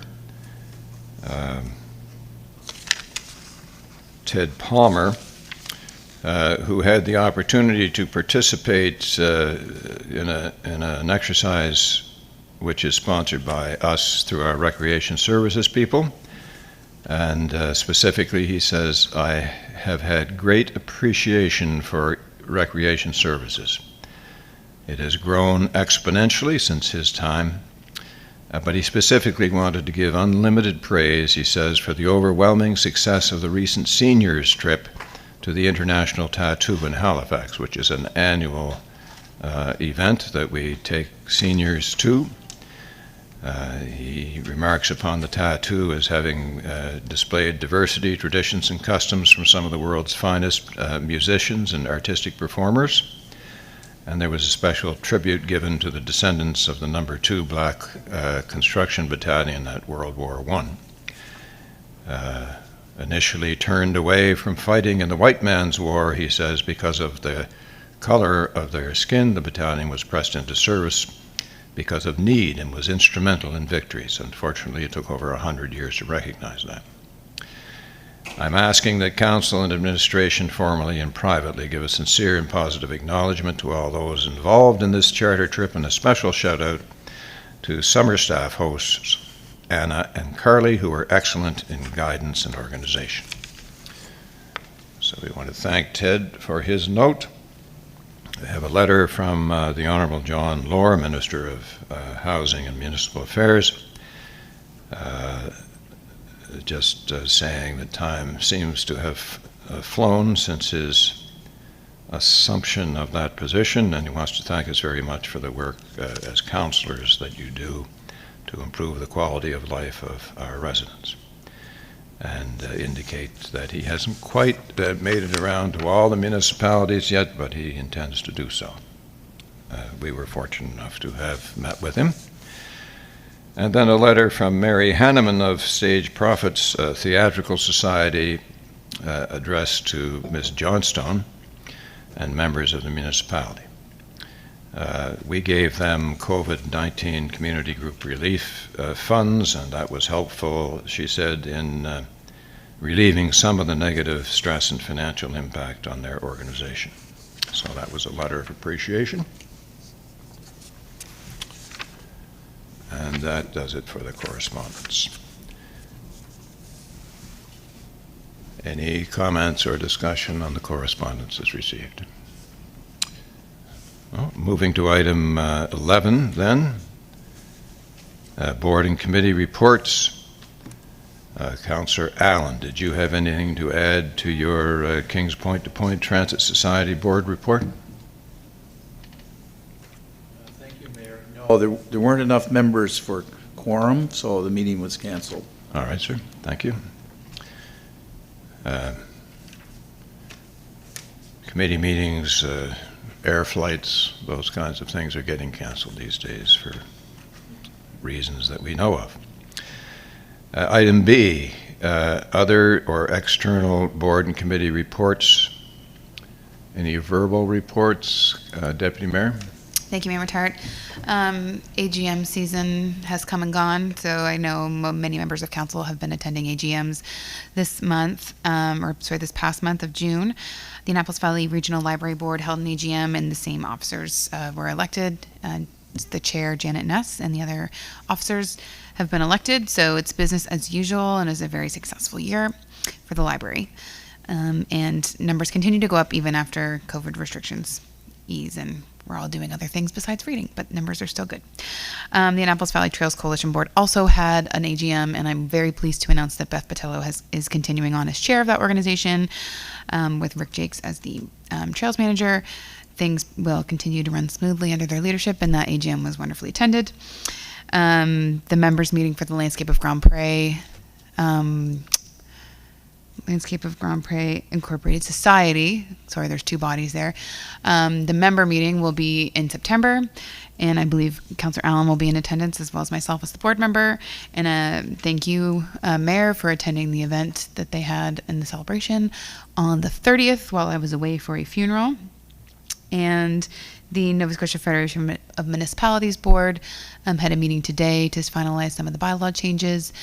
The original date to have those bylaw changes passed was on July 9th. That, of course, will not be happening, and we're looking to a new date in September once the final details have been hammered out by the lawyer.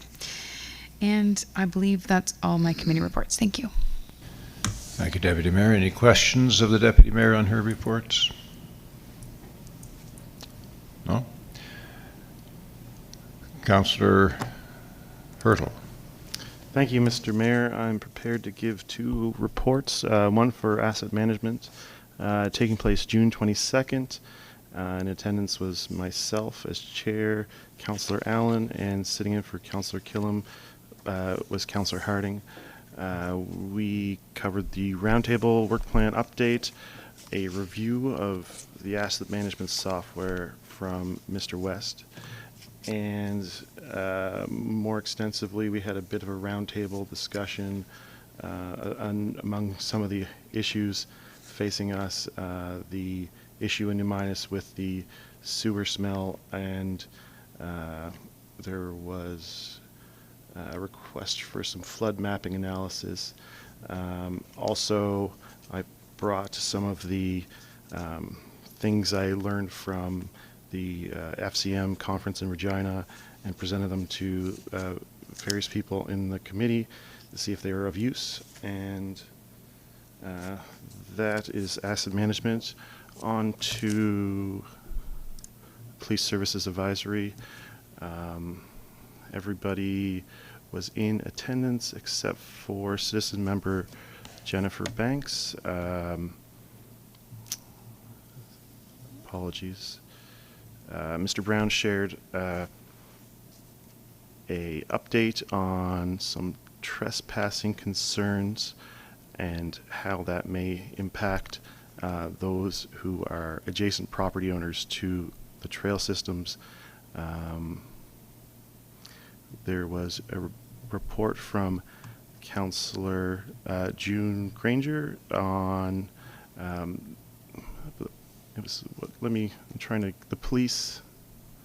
to find the proper name of that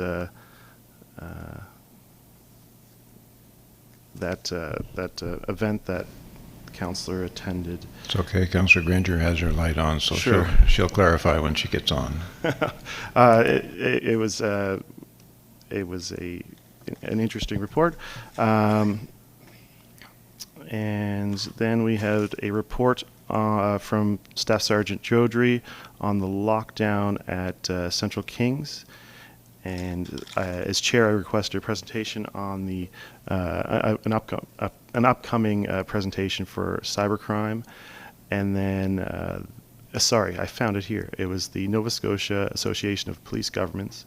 And then we received a report, the activity report from Staff Sergeant Jodry.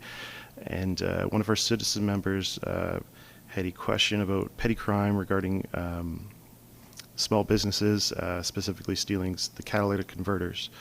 And that's everything from the Police Service Advisory Committee. I don't know if Councillor Granger wishes to provide that report or not. No, thank you. That's everything. Thank you, Councillor. Now to Councillor Granger. Thank you, Mr. Mayor.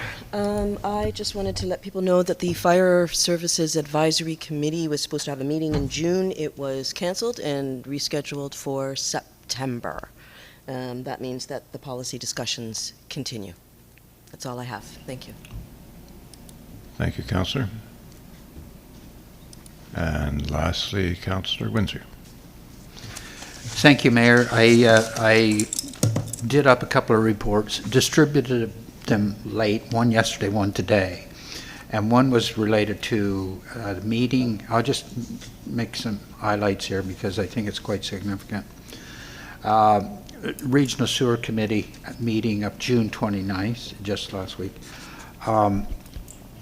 As Councillor Hurdle referred to, the odor was a big issue this year.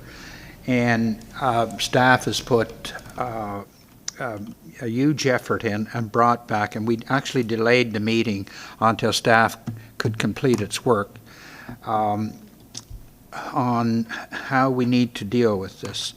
And it involved hiring a subject matter expert in sewer systems to work with staff to review the functionality of the system and the operations and procedures and the like.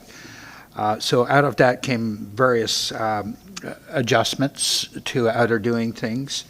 Of significance is the need to desludge on a more regular basis and not wait multiple years. So that would need to become part of regular operations and maintenance. And a technical subcommittee will be developing the program, the resource requirements and the like. And that would also consider the other sewer plants that we have in operation so that we come up with a solution. It's going to be a solution for all. There was also some capital expenditures noted as well that needs to be done. And so that was the operations and maintenance part. Associated with that is the notion that we have stuff that gets into the system that's over and above what should be entering, coming from the industrial.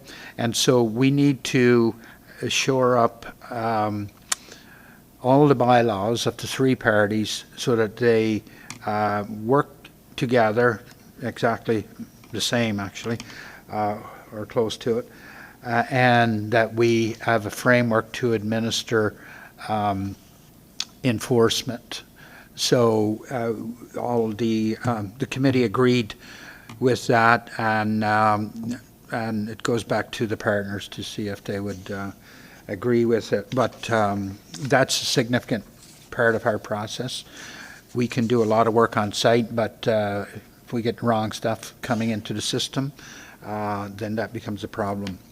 Also associated is the public communications, and we had Ashley Thompson come in, and she has been working with staff on a public communications program, because a lot of things do come into the system that really frustrates its operations, particularly over the last couple of years with wipes and masks and stuff. So there will be a public education process as part of that.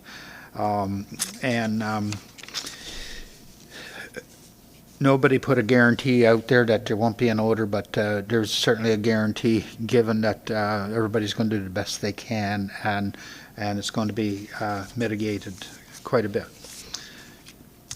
The Liaison and Oversight Committee, that was held on July 5th, and the key aspect to that was the presentation of the draft IMSA.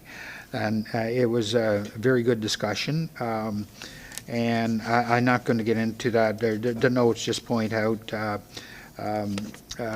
the highlights, the notes that I made, and but I think there's some good changes that will hopefully make things work a little better and make us all a little more accountable. That's part of the thinking, actually, when you look at it. So we're looking forward to the committee of CAOs and mayors, whoever, is reviewing that feedback now and the next draft. And I think the objective is to have it agreed to in place by October. One further item on the Liaison and Oversight, I did have a response. I had requested a meeting from with the province to discuss in general some of the issues, and they have responded. I think it was yesterday or today, with an email that would be. They feel it's very appropriate that we have that discussion, and we will have that discussion in September. So that's all I would have on that. Okay, thank you very much, Councillor. Are there any questions of the Councillor on any of his reports?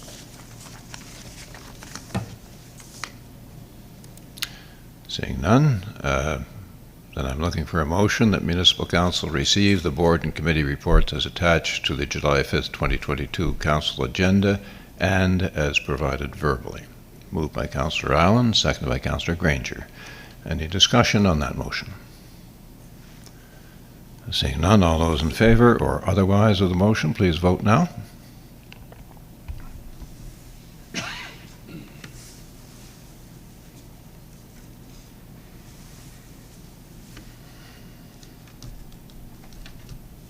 That's unanimously passed. Thank you. And that brings us to item 12. Is there any other business to come before this meeting before we enter closed session to discuss Section 22 contract and legal items? In order, Deputy Mayor Lutz. Thank you, Mayor Matart.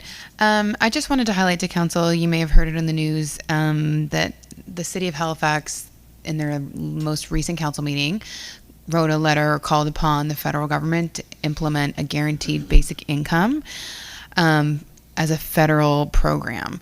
And as I was reading that article, I was hit with another notification from the Annapolis Valley Frugal Mom Society, basically discussing that there's 3 or 4 families imminently about to become homeless in the Annapolis Valley, searching for campgrounds that rent on a monthly basis for these families with children to tent, or looking for motel/hotel rooms who might rent monthly, or any, obviously, apartments, but we know because of the housing shortage / crisis that those options are very slim, specifically those that are affordable. So I I was thinking about proposing a motion tonight that would call upon the federal, in the same vein, to call upon the federal government to implement a guarantee-based income. But one of the easiest things a level of government can do is ask another level of government to do something. And that there might be something that we can do here that can be of assistance. And I know we don't conduct our business without thinking of those who are most vulnerable in our communities. We do that, and that's reflected in our budget and in our taxes and in our tax exemptions and I think in a lot of ways. But it is something I really want us to be mindful of, and something that I didn't feel I could refrain from bringing up this evening because it's been weighing so heavily on my mind. So I would just ask that if folks know anyone in their networks that has rooms to rent, that there are people looking. If you know of campgrounds that offer discounted rates for folks who are struggling, I can connect them with the group of people that are doing all of the work around connecting those families to housing. Well, I wouldn't call tenting housing, but temporary shelter, and in hopes that something can happen. So I just wanted to re-implant that in our minds as something that is really urgent in our work, that we should be thinking about while we make decisions. And even though we're doing a lot, there's always more that can be done. So I just wanted to bring that up. Thanks, Mayor. Thank you, Deputy Mayor. Comments timely and well taken. You did touch on one item, and I just want to mention to remind us all that while that is a clear and emergent item that must be dealt with to the extent that the municipality has any capacity to deal with it. And we can certainly go on record as approaching senior levels of government that have the jurisdiction in any field that we're concerned about. If there are motions to come before council, we always prefer them that a notice of motion be given prior to bringing it under other business at a meeting, because it doesn't get the consideration that it deserves and could well be defeated because people aren't as fully informed as they might be. So I'd encourage councillors to bear that in mind. Councillor Windsor. Thank you, Mayor. Just a comment. We just came through the month of June, Pride Month, and I wanted to pass along my congratulations to the leadership that this county provided in that regard. I know there's many people behind it, but I will just mention Kenesha. I will also mention the deputy mayor who has done a lot along the way and a great front in standing for that community, and also yourself. I have to say it should be hard for people to go through that month and not think about things, not reflect on a group of people who suffers still to some degree injustice, harassment, bullying, and the like. But we tend to think about that community a lot. But the truth of the matter is that harassment and bullying and prejudice comes from the other community, let's say. And so I don't know, I thought about, are we focusing on the offenders here as much as we should? And I don't know how to do that, Mayor. I don't know how but I would hope that what we've done causes people to reflect. Everyone needs to be welcomed in our community. It's not about whether we agree or disagree. It's about us and the heart that we have in us to accept and to just receive people and show our love and compassion. And so I thought a lot about it, and sometimes you see injustice and things and you think about how can it be? Well, it is there, but I hope that there was more people reflecting than we certainly drew attention to it. And thank you, and thank this county for its leadership. Thank you, Councillor. As individuals, we have one job, and our conscience takes us to where we need to go. And as a municipality, our job is to be inclusive, promote inclusion, and make it public to the fullest extent that we can. And I think your congratulations to staff in that regard is very well founded. So that job is being well done. Councillor Meisner? Yes, I just want to piggyback on Councillor Windsor's comments. It was also Indigenous Peoples Month and Heritage Month as well in June. So something as well to consider is that without the Indigenous people and their two-eyed seeing and the paramount precedent that they've set within their culture to honor, respect, and hold the two-eyed seeing people to a very level of respect that they deserve, we may not have the same pride, thoughts, and appreciation and importance of, meeting people where they are. And much to what Councillor Windsor said, how do we get people to reflect? Well, I just leave you with one comment through you, Mayor, is that sometimes we have to meet people where they are, but we have to leave them there too. And we just have to focus on what we are able to do and know that through what we are able to do, we will make the change that is necessary. Thank you. Thank you, Councillor. These little delays that take place is me trying to get the camera away from me and onto you as you're speaking. All excellent comments, and I thank you for those. Is there any other business to come before the meeting? Any other new business to come before the meeting? Seeing none, comments from the public? Any member of the public wish to approach the podium?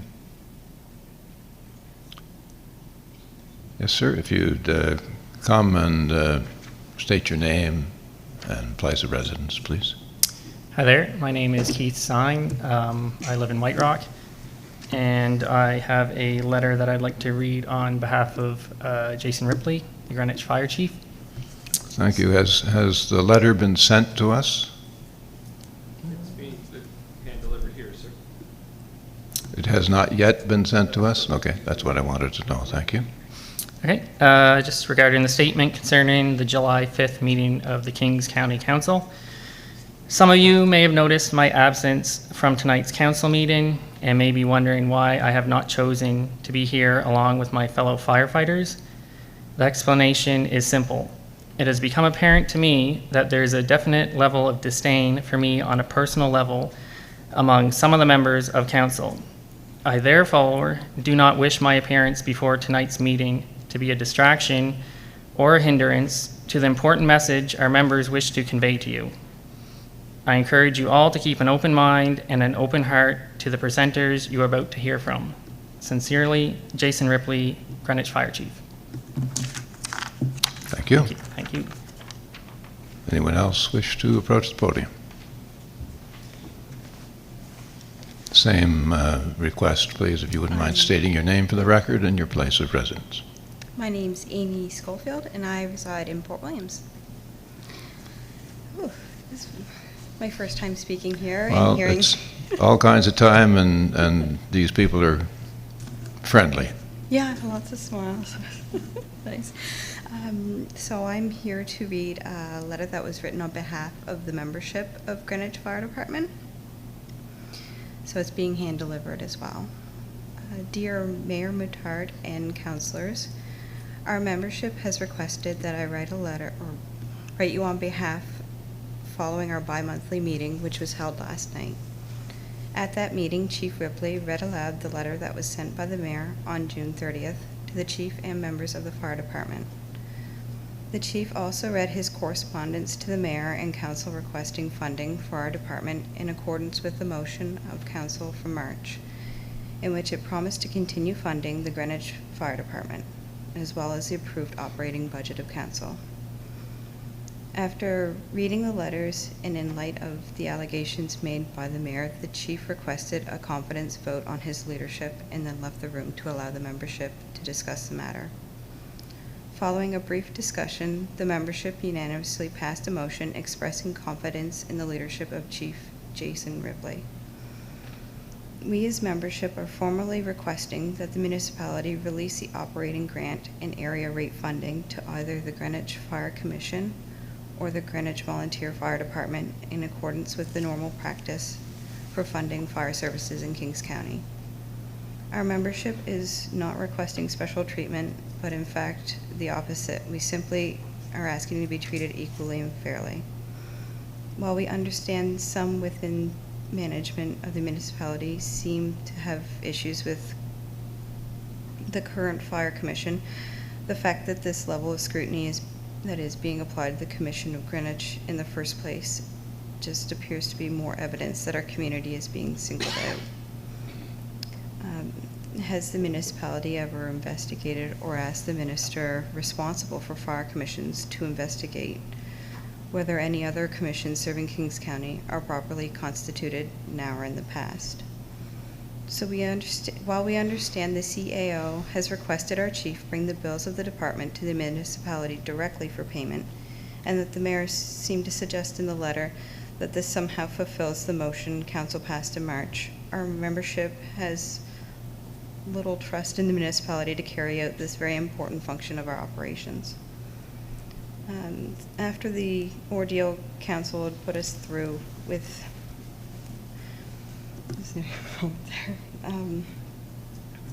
Okay, take your time. a verbal agreement does not provide us with sufficient assurance, and we believe for a scenario like that to be considered, a formal agreement would need to be put in place. With all that being said, our membership is keenly aware that this isn't the process the municipality normally follows with every other fire department serving the municipality, and feels the suggestion amounts to unfair and unequitable treatment. Members of council have said repetitively over the last 5 months that they deeply respect the work our volunteer firefighters do in our communities. However, the words and actions of the municipality towards Greenwich Fire Department do not match.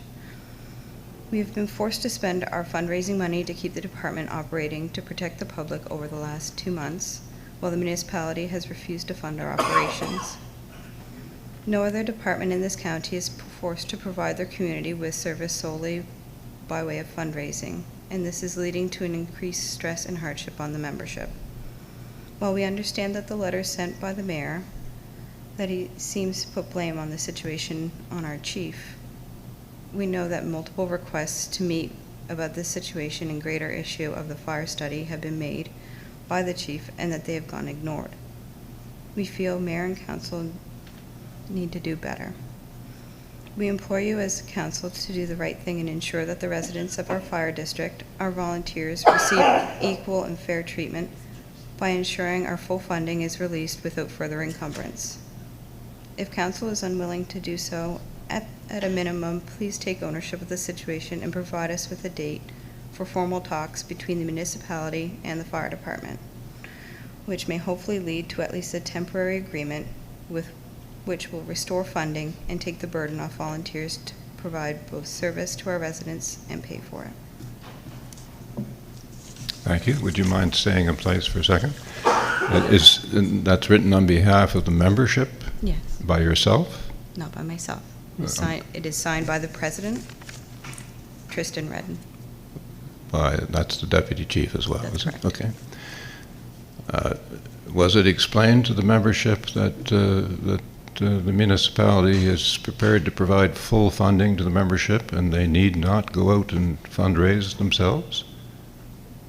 Not to my understanding. I see. Was it explained to the membership that the chief has never requested a meeting with me as mayor of the municipality? No. No? Okay. Thank you for your presentation. If anyone else wishes to present, please come forward.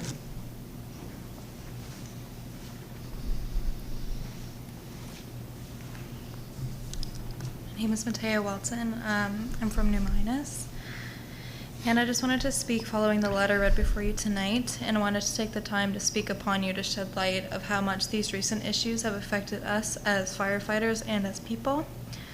Being the youngest female firefighter in the department, I wanted to stand before you and tell you the reasons why I joined the department back on September 27th, 2021. Weeks before I officially joined, I spent time with some of the members and was instantly taken in as part of a family. The first practice I attended, I was nervous being such a young female joining a predominantly male field. The members did not hold this against me in any way.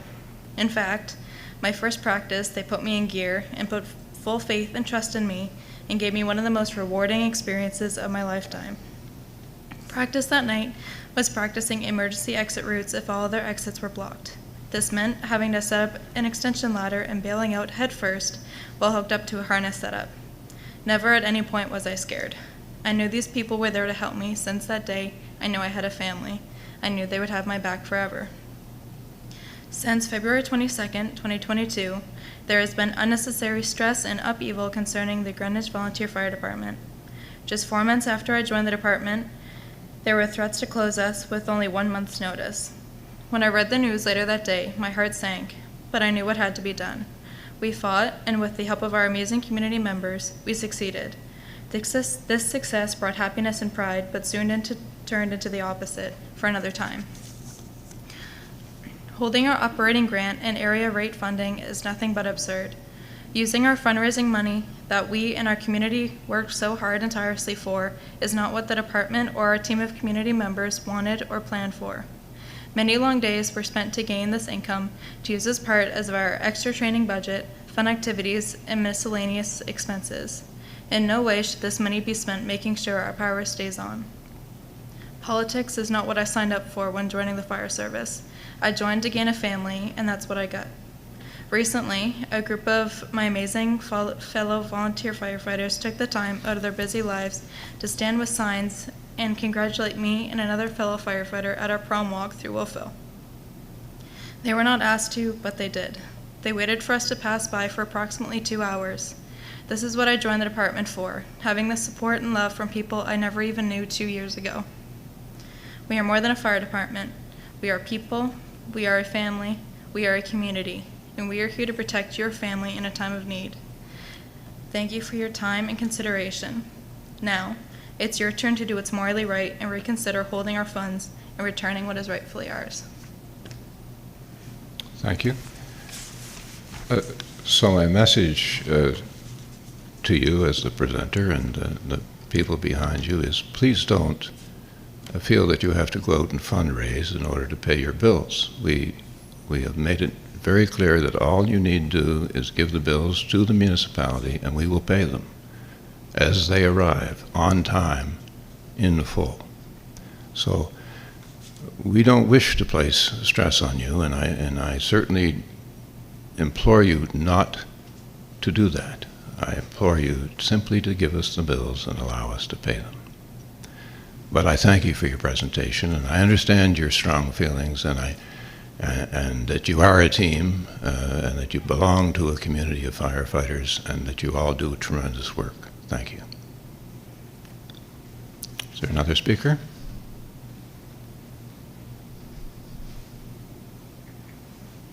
No further presentations? Okay, well, I thank you. I'm sorry. Yes, please.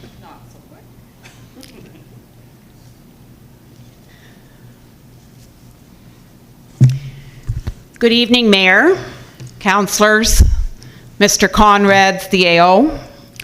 I've come quite unprepared for this tonight, but I want to voice my opinion. I find this whole scenario absolutely mind-boggling. There is not one person in this room that has given me any clear definition why we are still here talking about the Greenwich Fire Department and fire service to the community of Greenwich and surrounding area. The people of the community have voiced their opinions. They have attended meetings here. They have attended meetings at the Greenwich Fire Department. They have written letters. They have written emails. And yet, you all ignore the will of the people who put you in these positions to represent the various regions of Kings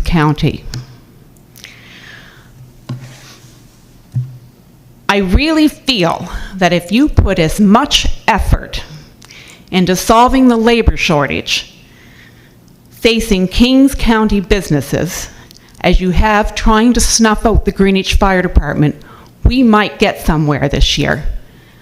You realize how many of us are out there working as maintenance men, plumbers, electricians, garbage disposal people, making beds, working the cash, and managing our businesses, all because we don't have help, and we're trying to survive.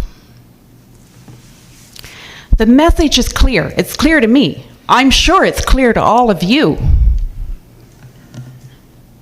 The people of the community do not want the fire department to close, nor do they want to amalgamate with anyone else. Very simple.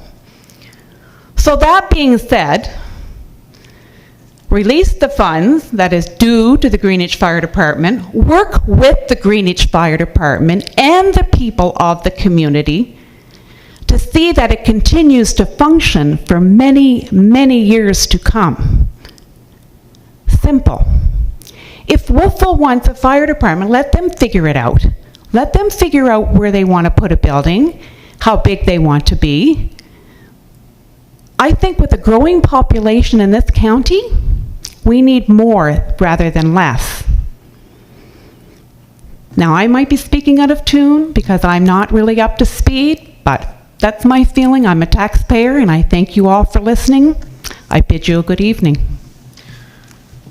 Thank you, Ms. Buchanan, for your presentation.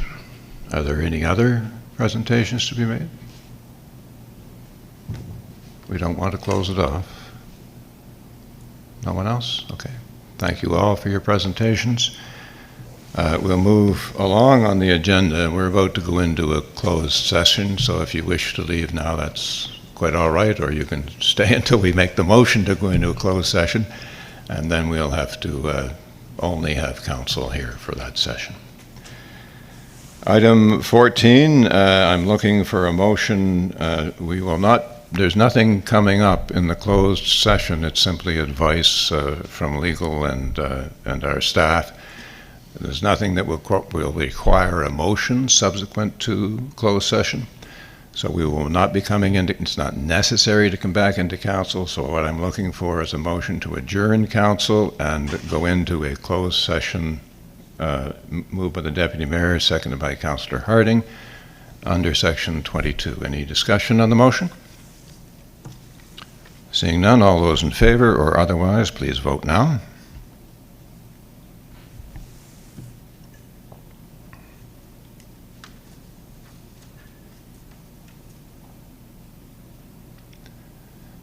That's unanimous. Thank you.